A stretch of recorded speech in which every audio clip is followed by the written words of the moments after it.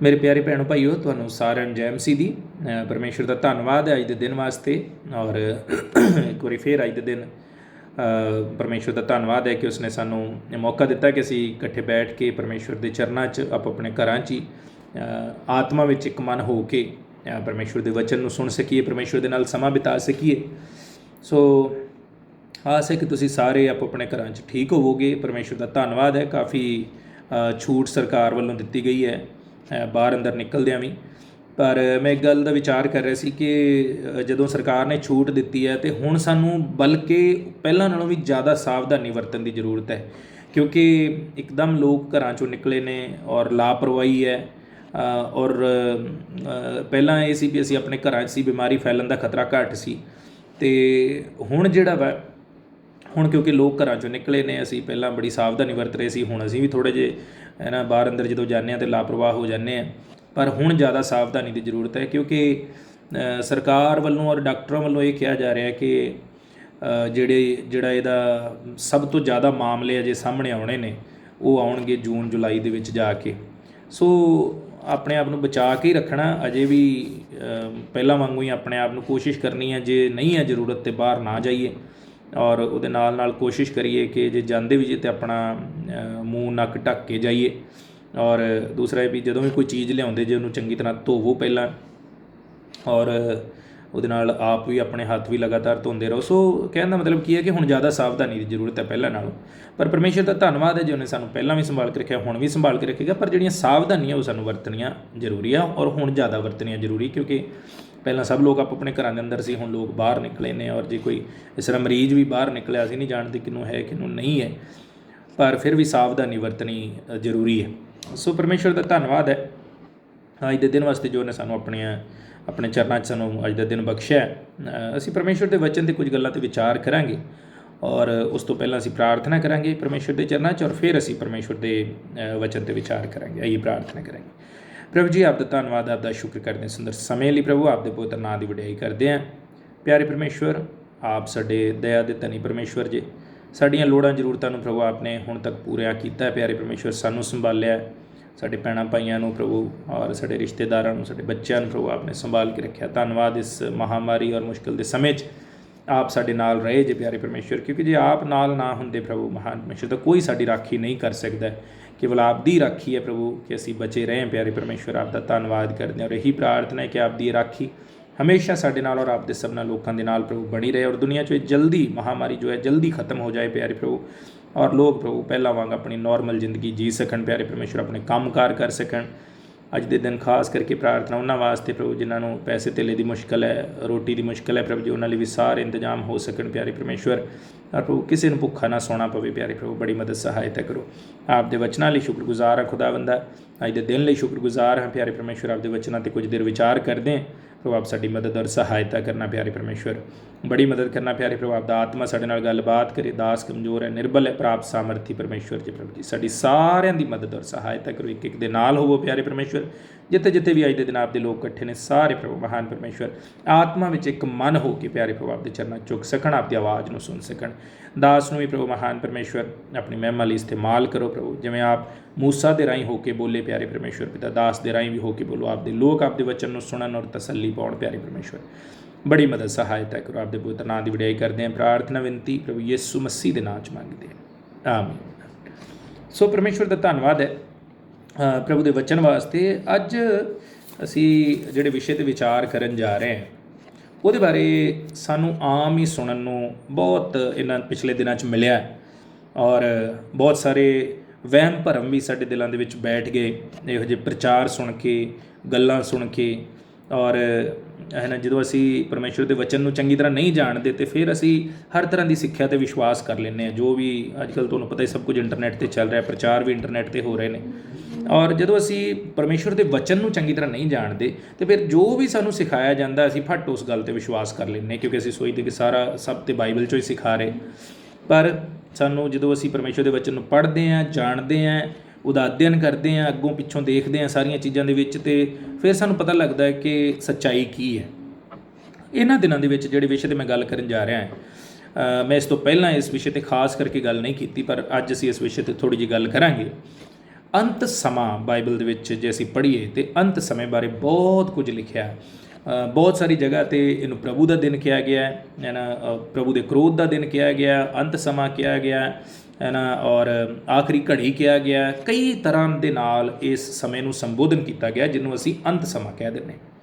ਪਰ ਜੇ ਅਸੀਂ ਵੇਖੀਏ ਅਸਲ ਦੇ ਵਿੱਚ ਅੰਤ ਸਮਾਂ ਹੈ ਕੀ ਹੈ। ਹੁਣ ਜਦੋਂ ਇਹ ਰੌਲਾ ਪਿਆ ਔਰ ਇੰਨਾ ਕੁਝ ਸੁਣਨ ਨੂੰ ਆਇਆ ਹੈ ਅਤੇ ਅਸੀਂ ਵੇਖਦੇ ਹਾਂ ਕਿ ਬਹੁਤ ਸਾਰੇ ਪ੍ਰਚਾਰਕਾਂ ਨੇ ਵੀ ਅੰਤ ਸਮਾਂ ਆ ਗਿਆ, ਅੰਤ ਸਮਾਂ ਆ ਗਿਆ, ਅੰਤ ਸਮਾਂ ਆ ਗਿਆ, ਇਸ ਤਰ੍ਹਾਂ ਕਰ ਕਰਕੇ ਲੋਕਾਂ ਦੇ ਦਿਮਾਗ ਦੇ ਵਿੱਚ ਇਹ ਗੱਲਾਂ ਬਿਠਾ ਦਿੱਤੀਆਂ ਕਿ ਜਿਸ ਤਰ੍ਹਾਂ ਹੁਣੇ ਹੀ ਪ੍ਰਭੂ ਯਿਸੂ ਮਸੀਹ ਅੱਜ ਰਾਤ ਨੂੰ ਹੀ ਆ ਜਾਣਾ।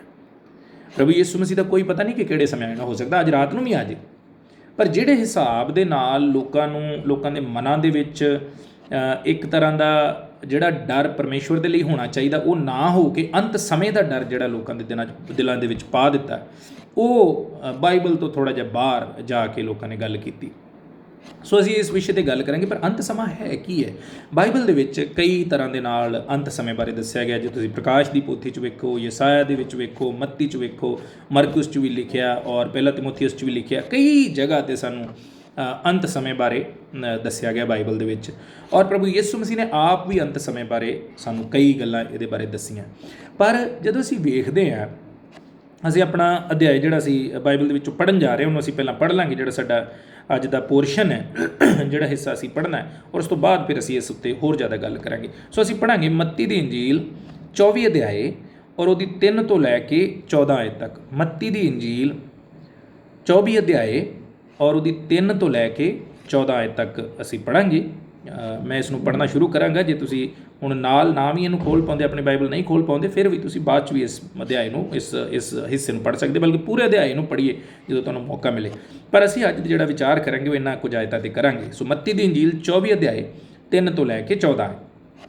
ਇਸ ਜਗ੍ਹਾ 'ਤੇ ਲਿਖਿਆ, ਜਦੋਂ ਜੈਤੂਨ ਦੇ ਪਹਾੜ ਉੱਤੇ ਬੈਠਾ ਹੋਇਆ ਸੀ, ਉਹਦੇ ਚੇਲੇ ਉਹਦੇ ਕੋਲ ਵੱਖਰੇ ਹੋ ਕੇ ਆਏ ਅਤੇ ਪੁੱਛਿਆ, ਸਾਨੂੰ ਦੱਸ ਜੋ ਇਹ ਗੱਲਾਂ ਕਦ ਹੋਣਗੀਆਂ ਅਤੇ ਤੇਰੇ ਆਉਣ ਅਰ ਯੁੱਗ ਦੇ ਅੰਤ ਦਾ ਕੀ ਲੱਛਣ ਹੋ।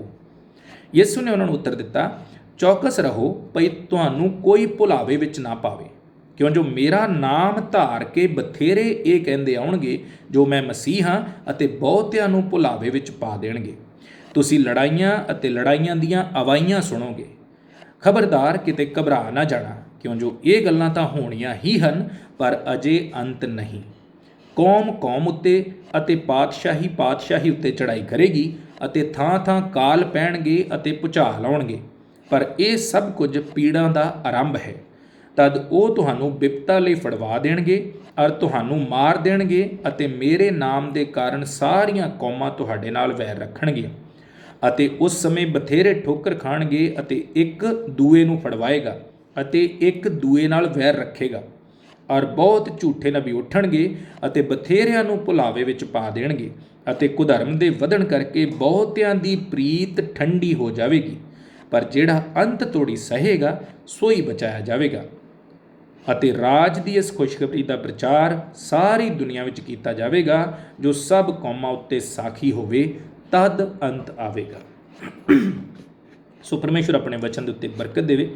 ਜੋ ਗੱਲ ਅਸੀਂ ਜੋ ਅੱਜ ਦੇ ਦਿਨ ਜਿਹੜੀ ਗੱਲ 'ਤੇ ਅਸੀਂ ਵਿਚਾਰ ਕਰ ਰਹੇ ਹਾਂ ਉਹ ਹੈ ਅੰਤ ਸਮਾਂ। ਸੋ ਅੰਤ ਸਮੇਂ ਦੇ ਮਾਮਲੇ 'ਚ ਬਹੁਤ ਸਾਰੀਆਂ ਗਲਤ ਫਹਿਮੀਆਂ ਵੀ ਜਿਹੜੀਆਂ ਲੋਕਾਂ ਦੇ ਦਿਮਾਗ ਦੇ ਵਿੱਚ ਨੇ। ਅੰਤ ਸਮਾਂ ਹੈ ਕੀ ਹੈ? ਅਸੀਂ ਸੋਚਦੇ ਹਾਂ ਇੱਕ ਕਰੋਨਾ ਚੱਲ ਪਿਆ ਅਤੇ ਇਹਦੇ ਨਾਲ ਕੀ ਹੋ ਗਿਆ, ਅੰਤ ਸਮਾਂ ਆ ਗਿਆ, ਅੰਤ ਸਮਾਂ ਆ ਗਿਆ। ਪਰ ਬਹੁਤ ਸਾਰੀਆਂ ਗੱਲਾਂ ਜਿਨ੍ਹਾਂ 'ਤੇ ਸਾਨੂੰ ਵਿਚਾਰ ਕਰਨ ਦੀ ਲੋੜ ਹੈ। ਬਹੁਤ ਸਾਰੇ ਲੋਕਾਂ ਦੇ ਮਨ ਦੇ ਵਿੱਚ ਸਵਾਲ ਹੈ। ਜਦੋਂ ਇਸ ਜਗ੍ਹਾ 'ਤੇ ਇਹੋ ਹੀ ਸਵਾਲ ਜਿਹੜਾ ਸੀ ਜੋ ਅੱਜ ਲੋਕਾਂ ਦੇ ਮਨ 'ਚ ਹੈ, ਜੇ ਖਾਸ ਕਰਕੇ ਮਸੀਹਾਂ ਦੇ ਮਨ 'ਚ, ਕਿ ਅੰਤ ਸਮਾਂ ਕੀ ਹੈ, ਅੰਤ ਸਮਾਂ ਹੈ ਨਾ, ਅਸੀਂ ਨਹੀਂ ਜਾਣਦੇ ਨਾ। ਸੋ ਇਸ ਕਰਕੇ ਵਚਨ ਦੇ ਵਿੱਚੋਂ ਅਸੀਂ ਵਿਚਾਰ ਕਰਾਂਗੇ। ਸੋ ਇਸ ਜਗ੍ਹਾ 'ਤੇ ਜਿਹੜੀ 3 ਆਇਤ ਹੈ ਉਹਦੇ ਵਿੱਚ ਇੱਕ ਗੱਲ ਪੜ੍ਹਾਂਗੇ। ਜਦੋਂ ਜੈਤੂਨ ਦੇ ਪਹਾੜ 'ਤੇ ਬੈਠਾ ਹੋਇਆ ਸੀ, ਉਹਦੇ ਚੇਲੇ ਉਹਦੇ ਕੋਲ ਵੱਖਰੇ ਹੋ ਕੇ ਆਏ ਅਤੇ ਪੁੱਛਿਆ, ਸਾਨੂੰ ਦੱਸ ਜੋ ਇਹ ਗੱਲਾਂ ਕਦ ਹੋਣਗੀਆਂ ਅਤੇ ਤੇਰੇ ਆਉਣ ਔਰ ਯੁੱਗ ਦੇ ਅੰਤ ਦਾ ਕੀ ਲੱਛਣ ਹੋ। ਸੋ ਇਹ ਜਿਹੜਾ ਸਵਾਲ ਹੈ ਚੇਲਿਆਂ ਦੇ ਮਨ ਦੇ ਵਿੱਚ ਇਸ ਵੇਲੇ, ਔਰ ਜਿਹੜਾ ਉਹਨਾਂ ਨੇ ਆ ਕੇ ਪ੍ਰਭੂ ਨੂੰ ਪੁੱਛਿਆ, ਇਹੋ ਹੀ ਸਵਾਲ ਅੱਜ ਬਹੁਤ ਸਾਰੇ ਲੋਕਾਂ ਦੇ ਮਨ 'ਚ ਹੈ, ਦੁਨੀਆ ਦੇ ਮਨ 'ਚ ਹੈ, ਖਾਸ ਕਰਕੇ ਮਸੀਹੀਆਂ ਦੇ ਮਨ 'ਚ ਹੈ ਕਿ ਅੰਤ ਸਮਾਂ ਹੈ ਕੀ, ਹੈ ਨਾ। ਅੰਤ ਸਮਾਂ ਕਦੋਂ ਆਏਗਾ, ਜਾਂ ਕੀ ਇਹ ਜਿਹੜਾ ਕਰੋਨਾ ਹੁਣ ਫੈਲਿਆ ਕੀ ਇਹ ਅੰਤ ਸਮੇਂ ਦੇ ਲੱਛਣ ਨੇ, ਜਾਂ ਸੂਰਜ ਦੇ ਦੁਆਲੇ, ਜਿਵੇਂ ਅਸੀਂ ਪਿਛਲੇ ਐਤਵਾਰ ਵੇਖਿਆ ਇੱਕ ਚੱਕਰ ਬਣਿਆ ਸਤਰੰਗੀ ਪੀਂਘ ਵਾਂਗੂ ਜਿਹੜੀ ਸੂਰਜ ਦੇ ਦੁਆਲੇ ਬਣੀ, ਹੈ ਨਾ, ਕੀ ਇਹ ਅੰਤ ਸਮੇਂ ਦੇ ਨਿਸ਼ਾਨ ਹੈ। ਸੋ ਬਹੁਤ ਸਾਰੇ ਜੋ ਵੀ ਅੱਜ ਅਸੀਂ ਹੁੰਦਾ ਵੇਖਦੇ ਹਾਂ, ਉਹ ਸਾਡੇ ਦਿਮਾਗ ਦਾ ਜੋ ਅਨੋਖੀ ਗੱਲ ਸਾਨੂੰ ਦਿਖਾਈ ਦਿੰਦੀ, ਅਸੀਂ ਸੋਚਦੇ ਹਾਂ ਕਿ ਇਹ ਅੰਤ ਸਮੇਂ ਦੇ ਨਿਸ਼ਾਨ ਹੈ। ਸੋ ਬਾਈਬਲ ਇਸ ਬਾਰੇ ਜ਼ਰੂਰ ਕਹਿੰਦੀ ਹੈ ਕਿ ਅੰਤ ਸਮੇਂ ਦੇ ਨਿਸ਼ਾਨ ਹੋਣਗੇ, ਪਰ ਕੀ ਇਹ ਜਿਹੜਾ ਕਰੋਨਾ ਇਸ ਵੇਲੇ ਮਹਾਂਮਾਰੀ ਫੈਲੀ, ਕੀ ਇਹ ਅੰਤ ਸਮੇਂ ਦਾ ਨਿਸ਼ਾਨ ਹੈ? ਇਹਦੇ ਬਾਰੇ ਬਹੁਤ ਸਾਰੀਆਂ, ਔਰ ਇਹ ਸਵਾਲ ਜਿਹੜਾ ਇਹਦੇ ਬਾਰੇ ਬਹੁਤ ਸਾਰੀਆਂ ਭ੍ਰਾਂਤੀਆਂ, ਬਹੁਤ ਸਾਰੇ ਵਹਿਮ ਲੋਕਾਂ ਦੇ ਮਨ 'ਚ ਨੇ, ਬਹੁਤ ਸਾਰੀਆਂ ਗਲਤ ਸਿੱਖਿਆਵਾਂ ਲੋਕਾਂ ਦੇ ਮਨ 'ਚ ਨੇ। ਔਰ ਇਹੋ ਹੀ ਸਵਾਲ ਜਿਹੜਾ ਸੀ ਇਹ ਚੇਲਿਆਂ ਦੇ ਮਨ 'ਚ ਸੀ, ਅਤੇ ਉਹਨਾਂ ਨੇ ਆ ਕੇ ਪ੍ਰਭੂ ਦੇ ਅੱਗੇ ਇਸ ਸਵਾਲ ਨੂੰ ਰੱਖਿਆ। ਔਰ ਜਦੋਂ ਅਸੀਂ, ਜਿਸ ਤਰ੍ਹਾਂ ਮੈਂ ਪਹਿਲਾਂ ਵੀ ਕਿਹਾ, ਜਦੋਂ ਤੁਸੀਂ ਪਰਮੇਸ਼ਵਰ ਦੇ ਵਚਨ ਨੂੰ ਚੰਗੀ ਤਰ੍ਹਾਂ ਨਹੀਂ ਜਾਣਦੇ, ਤਾਂ ਫਿਰ ਅਸੀਂ ਹਰ ਸਿੱਖਿਆ 'ਤੇ ਵਿਸ਼ਵਾਸ ਕਰ ਲੈਂਦੇ ਹੈ ਨਾ। ਜੇ ਸਾਨੂੰ ਕੋਈ ਕਹਿੰਦਾ ਵੀ ਹਾਂ ਇਹ ਅੰਤ ਸਮਾਂ ਹੋਣੇ, ਪਿੱਛੇ ਜੇ ਸਾਡੇ ਕਲੀਸਿਆ ਦੀ ਇੱਕ ਭੈਣ ਹੈ, ਔਰ ਮੈਨੂੰ ਬੜੀ ਉਹਦੀ ਜ਼ਿੰਦਗੀ 'ਚ ਇਹ ਗੱਲ ਚੰਗੀ ਲੱਗਦੀ ਕਿ ਜਦੋਂ ਵੀ ਉਹਨੂੰ ਕੋਈ ਇੱਧਰੋਂ ਉੱਧਰੋਂ ਸਿੱਖ ਕੋਈ ਗੱਲ ਲੱਗਦੀ ਆ, ਸੁਣਨ ਨੂੰ ਮਿਲਦੀ ਆ ਪਰਮੇਸ਼ਵਰ ਦੇ ਵਚਨ ਬਾਰੇ, ਅਤੇ ਉਹਨੇ ਫ਼ੋਨ ਕਰਕੇ ਮੈਨੂੰ ਪੁੱਛਣਾ ਕਿ ਭਾਜੀ ਆਹ ਗੱਲ ਇਸ ਤਰ੍ਹਾਂ ਸੁਣਨ ਨੂੰ ਆਈ ਆ, ਅਤੇ ਤੁਸੀਂ ਦੱਸੋ ਵੀ ਠੀਕ ਹੈ ਕਿ ਨਹੀਂ ਠੀਕ ਹੈ। ਔਰ ਪਿੱਛੇ ਜੇ ਜਦੋਂ ਇਹ ਸ਼ੁਰੂ 'ਚ ਰੌਲਾ ਪਿਆ ਇਸ ਕਰੋਨਾ ਮਹਾਂਮਾਰੀ ਦਾ, ਅਤੇ ਉਸ ਭੈਣ ਨੇ ਮੈਨੂੰ ਫ਼ੋਨ ਕੀਤਾ, ਔਰ ਇਹ ਉਹਦੀ ਸਿਫਤ ਦੀ ਗੱਲ ਦੱਸ ਰਿਹਾ ਮੈਂ, ਕਿ ਉਹਨੇ ਫ਼ੋਨ ਕੀਤਾ ਔਰ ਫਟ ਮੈਨੂੰ ਕਿਹਾ, ਭਾਈ ਜੀ ਇੱਕ ਪ੍ਰਚਾਰਕ ਨੇ ਜਿਨ੍ਹਾਂ ਨੇ ਇੱਥੇ ਆ ਕੇ ਸਾਰਿਆਂ ਨੂੰ ਕਹਿ ਦਿੱਤਾ ਕਿ ਅੰਤ ਸਮਾਂ ਆ ਗਿਆ, ਆਪਣੇ ਬੱਚਿਆਂ ਨੂੰ ਤੌਬਾ ਕਰੋ ਫਟਾਫਟ, ਔਰ ਸਾਰੇ ਜੀ ਤੌਬਾ ਕਰੋ, ਬੱਚਿਆਂ ਨੂੰ ਵੀ ਤੌਬਾ ਕਰਨੀ ਚਾਹੀਦੀ ਹੈ, ਔਰ ਤੁਸੀਂ ਕੀ ਕਰੋ ਵੀ ਇਹ ਬਿਲਕੁਲ ਅੰਤ ਸਮੇਂ ਦੇ ਨਿਸ਼ਾਨ ਨੇ, ਜਿਹੜੀ ਮਹਾਂਮਾਰੀ ਫੈਲੀ ਹੈ ਅੰਤ ਸਮਾਂ ਵਾ, ਅਤੇ ਤੁਸੀਂ ਫਟਾਫਟ ਤੌਬਾ ਕਰ ਲਓ। ਔਰ ਜਦੋਂ ਉਹਨਾਂ ਨੇ ਮੈਨੂੰ ਫ਼ੋਨ ਕੀਤਾ, ਅਤੇ ਮੈਂ ਉਸ ਭੈਣ ਨੂੰ ਇੱਕ ਗੱਲ ਕੀ, ਮੈਂ ਕਿਹਾ ਭੈਣ ਜੀ ਤੁਸੀਂ ਸਾਡੇ ਸੰਗਤ ਦੇ ਭੈਣ ਭਾਈ ਜੇ, ਸਾਡੀ ਚਰਚ ਦੇ ਵਿੱਚ ਆਉਂਦੇ ਜੇ, ਸਾਡੀ ਸੰਗਤ ਦੇ ਵਿੱਚ ਆਉਂਦੇ, ਸਾਡੀ ਸੰਗਤ ਦਾ ਹਿੱਸਾ ਜੇ ਕੋਈ ਇਹੋ ਜਿਹੀ ਇੰਨੀ ਹਫੜਾ ਦਫੜੀ ਵਾਲੀ ਗੱਲ ਹੁੰਦੀ ਤਾਂ ਸਭ ਤੋਂ ਪਹਿਲਾਂ ਅਸੀਂ ਤੁਹਾਨੂੰ ਫ਼ੋਨ ਕਰਕੇ ਕਹਿਣਾ ਸੀ ਵੀ ਇਸ ਤਰ੍ਹਾਂ ਤੌਬਾ ਕਰ ਲਓ, ਆਪਣੇ ਬੱਚਿਆਂ ਨੂੰ ਵੀ ਕਰਾ ਦਿਓ, ਬਪਤਿਸਮਾ ਵੀ ਦੇ ਦਿਓ, ਸਭ ਕੁਝ ਕਰ ਦਿਓ, ਕਿਉਂਕਿ ਅੰਤ ਸਮਾਂ ਆ ਗਿਆ। ਸੋ ਉਹਨਾਂ ਨੇ ਮੈਨੂੰ ਫ਼ੋਨ ਕੀਤਾ, ਅਤੇ ਮੈਂ ਉਸ ਭੈਣ ਨੂੰ ਦੱਸਿਆ ਕਿ ਭੈਣ ਜੀ ਘਬਰਾਉਣ ਵਾਲੀ ਕੋਈ ਗੱਲ ਨਹੀਂ, ਜਿਹੜੇ ਹਿਸਾਬ ਨਾਲ ਜੋ ਵਚਨ ਦੇ ਵਿੱਚ ਅਸੀਂ ਪੜ੍ਹਦੇ ਹਾਂ, ਉਹਦੇ ਹਿਸਾਬ ਨਾਲ ਇਹ ਅੰਤ ਸਮੇਂ ਦੀਆਂ ਨਿਸ਼ਾਨੀਆਂ ਜ਼ਰੂਰ ਨੇ, ਪਰ ਅੰਤ ਸਮਾਂ ਇਹ ਨਹੀਂ ਕਿ ਕਰੋਨਾ ਫੈਲ ਗਿਆ ਅਤੇ ਅੰਤ ਸਮਾਂ ਆ ਗਿਆ। ਅੰਤ ਸਮੇਂ ਦੀ ਇੱਕ ਨਿਸ਼ਾਨੀ ਨਹੀਂ ਹੈ। ਔਰ ਜੇ ਅਸੀਂ ਬਾਈਬਲ ਦੇ ਵਿੱਚ ਵੇਖੀਏ, ਇਹ ਤਾਂ ਕੁਝ ਵੀ ਨਹੀਂ ਹੈ, ਇਹ ਤਾਂ ਕੋਈ ਜਿਹੜੇ ਹਿਸਾਬ ਨਾਲ ਬਾਈਬਲ ਦੇ ਵਿੱਚ ਦੱਸਿਆ ਗਿਆ ਕਿ ਕੀ ਹਾਲਾਤ ਹੋਣਗੇ ਅੰਤ ਸਮੇਂ ਦੇ, ਉਹਦੇ ਹਿਸਾਬ ਨਾਲ ਤਾਂ ਇਹ ਤਾਂ ਕੁਝ ਵੀ ਨਹੀਂ ਹੈ। ਅਸੀਂ ਆਪਣੇ ਘਰਾਂ 'ਚ ਬੈਠੇ ਹਾਂ, ਰੋਟੀ ਮਿਲ ਰਹੀ ਹੈ, ਔਰ ਹੈ ਨਾ, ਸਾਡੇ ਲਈ ਸਾਰੇ ਪ੍ਰਬੰਧ ਨੇ, ਡਾਕਟਰ ਸਾਨੂੰ ਮਿਲ ਰਹੇ ਨੇ, ਦਵਾਈਆਂ ਮਿਲ ਰਹੀਆਂ, ਰਾਸ਼ਨ ਮਿਲ ਰਿਹਾ, ਸਬਜ਼ੀ ਮਿਲ ਰਹੀ ਹੈ, ਦੁੱਧ ਲੈ ਕੇ ਆ ਰਹੇ, ਸਭ ਕੁਝ ਚੱਲ ਰਿਹਾ। ਸੋ ਇਹ ਤਾਂ ਕੋਈ ਨਿਸ਼ਾਨ ਨਹੀਂ ਹੈ ਨਾ, ਇਹ ਤਾਂ ਨਿੱਕੀ ਜਿਹੀ ਇੱਕ ਛੋਟੀ ਜਿਹੀ ਨਿਸ਼ਾਨੀ ਪਰਮੇਸ਼ਵਰ ਨੇ ਸਮੇਂ 'ਤੇ ਪਰਮੇਸ਼ਵਰ ਦਿਖਾਉਂਦਾ ਰਹਿੰਦਾ। ਜੇ ਅਸੀਂ ਇਤਿਹਾਸ 'ਚ ਵੇਖੀਏ ਤਾਂ ਇਹਦੋਂ ਵੱਡੀਆਂ ਮਹਾਂਮਾਰੀਆਂ ਫੈਲੀਆਂ, ਜਿੱਥੇ ਕਰੋੜਾਂ ਲੋਕਾਂ ਦੀ ਮੌਤ ਹੋਈ। ਔਰ 15ਵੀਂ ਸਦੀ ਦੇ ਵਿੱਚ ਜਿਹੜਾ 1520 ਜਿਹੜੀ ਸਦੀ ਸੀ, ਉਹਦੇ ਵਿੱਚ ਮਹਾਂਮਾਰੀ ਫੈਲੀ, ਜਿੱਥੇ ਲੱਖਾਂ ਲੋਕਾਂ ਦੀ ਮੌਤ ਹੋਈ। ਪਿਛਲੀ ਸਦੀ ਦੇ ਵਿੱਚ 1915-18 ਦੇ ਵਿੱਚ ਜਿਹੜੀ ਸਪੈਨਿਸ਼ ਫਲੂ ਕਰਕੇ ਇੱਕ ਸਪੇਨ 'ਚੋਂ ਜਿਹੜਾ ਚੱਲਿਆ, ਉਹ ਮਹਾਂਮਾਰੀ ਫੈਲੀ, ਜਿਹਦੇ ਵਿੱਚ ਕਰੋੜਾਂ ਲੋਕਾਂ ਦੀ ਮੌਤ ਹੋਈ। 40% ਆਬਾਦੀ, ਜਿਹੜੇ ਯੂਰਪ ਦੇ ਦੇਸ਼ ਨੇ, 40% ਆਬਾਦੀ ਖਤਮ ਹੋ ਗਈ। ਮਤਲਬ ਜੇ 100 ਜਣਾ ਸੀ ਤਾਂ 100 'ਚੋਂ 40 ਜਣੇ ਮਾਰੇ ਗਏ, 60 ਜਣੇ ਬਚੇ। ਸੋ ਉਸ ਮਹਾਂਮਾਰੀ ਦੇ ਸਾਹਮਣੇ ਤਾਂ ਇਹ ਕੁਝ ਵੀ ਨਹੀਂ ਹੈ। ਉਸ ਤੋਂ ਇਲਾਵਾ ਵੀ ਕਈ ਮਹਾਂਮਾਰੀਆਂ ਆਈਆਂ, ਔਰ ਵੱਖਰੇ ਸਮੇਂ 'ਤੇ ਆਉਂਦੀਆਂ ਰਹੀਆਂ। ਭੂਚਾਲ 'ਚ ਲੱਖਾਂ ਲੋਕ ਵੈਸੇ ਮਾਰੇ ਜਾਂਦੇ ਨੇ, ਜਦੋਂ ਕਿਤੇ ਭੂਚਾਲ ਆਉਂਦੇ। ਜਦੋਂ ਸਾਨੂੰ ਯਾਦ ਹੈ ਕਿ ਨੇਪਾਲ 'ਚ ਭੂਚਾਲ ਆਇਆ ਪਿਛਲੇ ਸਮੇਂ 'ਚ, ਸੁਨਾਮੀ ਜਦੋਂ ਆਈ ਇੰਡੋਨੇਸ਼ੀਆ, ਸੁਮਾਤਰਾ ਦੇ ਵਿੱਚ, ਉਦੋਂ ਕਿੰਨੇ ਲੋਕ ਮਾਰੇ ਗਏ। ਸੋ ਜੇ ਅਸੀਂ ਅੰਤ ਸਮੇਂ ਦੀਆਂ ਨਿਸ਼ਾਨੀਆਂ ਕਹੀਏ, ਤਾਂ ਅੰਤ ਸਮੇਂ ਦੀਆਂ ਨਿਸ਼ਾਨੀਆਂ ਤਾਂ ਬੜੀ ਦੇਰ ਤੋਂ ਸ਼ੁਰੂ ਹੋ ਗਈਆਂ। ਜਦੋਂ ਪ੍ਰਭੂ ਨੇ ਪ੍ਰਚਾਰ ਕੀਤਾ, ਉਹਨੇ ਕਿਹਾ ਤੌਬਾ ਕਰੋ ਕਿਉਂਕਿ ਸਵਰਗ ਦਾ ਰਾਜ ਨੇੜੇ ਆਇਆ। ਮਤਲਬ ਅੰਤ ਸਮਾਂ ਨੇੜੇ ਆ ਗਿਆ। ਸਵਰਗ ਦਾ ਰਾਜ, ਜਦੋਂ ਦੁਨੀਆ ਦਾ ਅੰਤ ਹੋ ਜਾਏਗਾ, ਸਵਰਗ ਦਾ ਰਾਜ ਹੈ ਨਾ, ਪਰਮੇਸ਼ਵਰ ਕਹਿੰਦਾ ਕਿ ਸਵਰਗ ਦਾ ਰਾਜ ਆਏਗਾ ਜਦੋਂ, ਜਿੱਥੇ ਵਿਸ਼ਵਾਸੀ ਰਾਜ ਕਰਨਗੇ ਉਹਦੇ ਨਾਲ। ਸੋ ਕਹਿਣ ਦਾ ਮਤਲਬ ਕੀ ਹੈ ਕਿ ਬਿਨਾਂ ਵਜ੍ਹਾ ਸਾਨੂੰ ਹਰ ਗੱਲ 'ਤੇ ਵਿਸ਼ਵਾਸ ਕਰਨ ਦੀ ਜ਼ਰੂਰਤ ਨਹੀਂ ਹੈ। ਸੋ ਮੈਂ ਉਸ ਭੈਣ ਨੂੰ ਕਿਹਾ, ਮੈਂ ਕਿਹਾ ਭੈਣ ਜੀ ਕੋਈ ਗੱਲ ਨਹੀਂ, ਚਿੰਤਾ ਨਾ ਕਰੋ। ਜੇ ਕੋਈ ਇਹੋ ਜਿਹੀ ਗੱਲ ਹੁੰਦੀ, ਸਾਨੂੰ ਵੀ ਜੋ ਪਰਮੇਸ਼ਵਰ ਨੇ ਥੋੜ੍ਹਾ ਬਹੁਤ ਗਿਆਨ ਵਚਨ ਦਾ ਦਿੱਤਾ ਹੈ, ਉਹਦੇ ਹਿਸਾਬ ਨਾਲ ਅਸੀਂ ਵੀ ਇੰਨੀ ਗੱਲ ਸਮਝਦੇ ਹਾਂ ਕਿ ਅੰਤ ਸਮਾਂ ਕੀ ਹੈ, ਔਰ ਕਦੋਂ ਇਹਦੇ ਆਉਣ, ਨਿਸ਼ਾਨੀਆਂ ਪ੍ਰਭੂ ਦੇ ਆਉਣ ਦੀਆਂ ਕੀ ਨੇ। ਪਰ ਇਹ ਕਰੋਨਾ ਨੂੰ ਨਾ ਸਮਝੋ ਕਿ ਇਕੱਲਾ ਕਰੋਨਾ ਆ ਗਿਆ ਅਤੇ ਮਹਾਂਮਾਰੀ ਆ ਗਈ। ਹੈ ਨਾ, ਬੜੇ ਲੋਕ ਬੇਚੈਨ ਹੋ ਗਏ, ਵਿਆਕੁਲ ਹੋ ਗਏ ਵੀ ਫਟਾਫਟ ਪ੍ਰਾਰਥਨਾ ਵਧਾ ਦਿਓ ਅਤੇ ਆਹ ਕਰ ਲਓ। ਪ੍ਰਭੂ ਨੇ ਇੱਕ ਗੱਲ ਕਹੀ ਵਚਨ ਦੇ ਵਿੱਚ। ਪ੍ਰਭੂ ਕਹਿੰਦਾ, ਵਚਨ ਕਹਿੰਦਾ, ਪ੍ਰਭੂ ਦਾ ਦਿਨ ਚੋਰ ਵਾਂਗੂ ਆਏਗਾ। ਅਤੇ ਜੇ ਤੁਹਾਨੂੰ ਦੱਸ ਕੇ ਆ ਗਿਆ ਵੀ ਆ ਕਰੋਨਾ ਆ ਗਿਆ ਅਤੇ ਪ੍ਰਭੂ ਆਉਣ ਵਾਲਾ ਹੈ, ਅਤੇ ਫਿਰ ਚੋਰ ਵਾਂਗੂ ਕੀ ਹੋਇਆ? ਫਿਰ ਤਾਂ ਸਾਡੀ ਤਿਆਰੀ ਤਾਂ ਅਸੀਂ ਕਰ ਲਾਂਗੇ। ਸਾਨੂੰ ਪਤਾ ਵੀ ਕਰੋਨਾ ਆ ਗਿਆ ਅਤੇ ਪ੍ਰਭੂ ਆਉਣ ਵਾਲਾ, ਅਤੇ ਫਟਾਫਟ ਤਿਆਰ ਹੋ ਜਾਓ। ਫਿਰ ਤਾਂ ਹਰ ਬੰਦਾ ਹੀ ਤਿਆਰ ਹੈ। ਚੋਰ ਵਾਂਗੂ ਆਉਣ ਦਾ ਮਤਲਬ ਇਹ ਹੈ ਕਿ ਸਾਨੂੰ ਪਤਾ ਹੀ ਨਹੀਂ ਲੱਗੇਗਾ, ਹੈ ਨਾ। ਇਹ ਮਹਾਂਮਾਰੀਆਂ ਇੰਨੀਆਂ ਜ਼ਿਆਦਾ ਹੋਣਗੀਆਂ, ਇੰਨੀ ਜ਼ਿਆਦਾ ਮੁਸੀਬਤ ਹੋਏਗੀ ਕਿ ਸਾਨੂੰ ਉਹ ਇੱਕ ਨਿਸ਼ਾਨੀਆਂ ਜ਼ਰੂਰ ਹੋਣਗੀਆਂ, ਪਰ ਸਾਨੂੰ ਤਿਆਰੀ ਦਾ ਮੌਕਾ ਨਹੀਂ ਦਿੱਤਾ ਜਾਏਗਾ, ਲੋਕਾਂ ਨੂੰ ਤਿਆਰ ਹੋਣ ਦਾ ਮੌਕਾ ਨਹੀਂ ਦਿੱਤਾ ਜਾਏਗਾ। ਇਹਨਾਂ ਤਿਆਰ ਹੋਣ ਦਾ ਮੌਕਾ ਹੁਣ ਦਿੱਤਾ ਗਿਆ। ਇਹ ਸਮਾਂ ਜਦੋਂ ਪ੍ਰਭੂ ਦੇ ਆਉਣ 'ਚ ਅਜੇ ਦੇਰੀ ਹੈ ਜਾਂ ਪ੍ਰਭੂ ਅਜੇ ਨਹੀਂ ਆ ਰਿਹਾ, ਇਹ ਜਿਹੜਾ ਸਾਡੇ ਪ੍ਰਚਾਰ ਦਾ ਸਮਾਂ, ਜਿਹੜਾ ਤੁਸੀਂ ਜਾ ਕੇ ਲੋਕਾਂ ਨੂੰ ਗਵਾਹੀਆਂ ਦਿੰਦੇ, ਇਹ ਉਹ ਸਮਾਂ ਤਿਆਰੀ ਦਾ। ਜਦੋਂ ਉਹਨੇ ਆਉਣਾ, ਉਹ ਤਿਆਰੀ ਦਾ ਸਮਾਂ ਨਹੀਂ ਹੈ। ਉਹ ਤਾਂ ਉਹ ਕਹਿੰਦਾ ਚੋਰ ਵਾਂਗੂ ਆ ਜਾਗਾ। ਸੋ ਫਿਰ ਅੱਗੇ ਕੀ ਹੋਇਆ, 4 ਆਇਤ ਦੇ ਵਿੱਚ ਲਿਖਿਆ, ਯਿਸੂ ਨੇ ਉਹਨੂੰ ਉੱਤਰ ਦਿੱਤਾ, ਚੌਕਸ ਰਹੋ ਭਈ ਤੁਹਾਨੂੰ ਕੋਈ ਭੁਲਾਵੇ ਵਿੱਚ ਨਾ ਪਾਵੇ। ਇਹਦਾ ਮਤਲਬ ਕੀ ਹੈ ਕਿ ਭੁਲਾਵੇ 'ਚ ਵੀ ਪੈ ਸਕਦੇ ਹੈ ਨਾ, ਔਰ ਇਹ ਭੁਲਾਵੇ 'ਚ ਹੀ ਪੈਣ ਵਾਲੀ ਗੱਲ ਜਿਹੜੀ ਮੈਂ ਤੁਹਾਨੂੰ ਹੁਣੇ ਦੱਸੀ। ਔਰ ਜਦੋਂ ਅਸੀਂ ਇਸ ਤਰ੍ਹਾਂ ਦੀਆਂ ਗੱਲਾਂ 'ਤੇ ਵਿਸ਼ਵਾਸ ਕਰਦੇ ਹਾਂ, ਹੈ ਨਾ, ਮੈਂ ਕਈ ਵਾਰੀ ਸੋਚਦਾ, ਤੁਸੀਂ ਵੀ ਮਹਿਸੂਸ ਕਰਦੇ ਹੋਵੋਗੇ ਕਿ ਮੇਰਾ ਜਦੋਂ ਮੈਂ ਪ੍ਰਚਾਰ ਕਰਦਾ, ਜੋ ਪਰਮੇਸ਼ਵਰ ਨੇ ਮੈਨੂੰ ਆਪਣਾ ਦਾਸ ਹੋਣ ਦੇ ਨਾਤੇ ਥੋੜ੍ਹਾ ਬਹੁਤ ਜੋ ਮੇਰੇ 'ਤੇ ਦਇਆ ਕਰਕੇ ਜੋ ਉਹਨੇ ਇਹ ਦਾਨ ਬਖਸ਼ਿਆ ਪ੍ਰਚਾਰ ਦਾ, ਮੇਰੇ ਪ੍ਰਚਾਰ ਦੇ ਵਿੱਚ ਬਹੁਤੀਆਂ ਹਵਾਈ ਗੱਲਾਂ ਨਹੀਂ ਤੁਹਾਨੂੰ ਸੁਣਨ ਨੂੰ ਮਿਲਦੀਆਂ, ਹੈ ਨਾ। ਔਰ ਪਰਮੇਸ਼ਵਰ ਦੇ ਬੜੇ ਦਾਸ ਨੇ, ਹੁਣੇ ਪਰਮੇਸ਼ਵਰ ਦੇ ਇੱਕ ਦਾਸ ਦੀ ਮੌਤ ਹੋਈ, ਰਵੀ ਜ਼ਕਰੀਆਸ ਕਰਕੇ ਉਹਨਾਂ ਦਾ ਨਾਂ ਸੀ, ਅਮਰੀਕਾ 'ਚ ਉਹ ਰਹਿੰਦੇ ਸੀ ਪਰ ਹੈ ਆਪਣੇ ਦੇਸ਼ ਦੇ ਸੀ, ਔਰ 74 ਸਾਲ ਦੀ ਉਹਨਾਂ ਦੀ ਉਮਰ ਸੀ।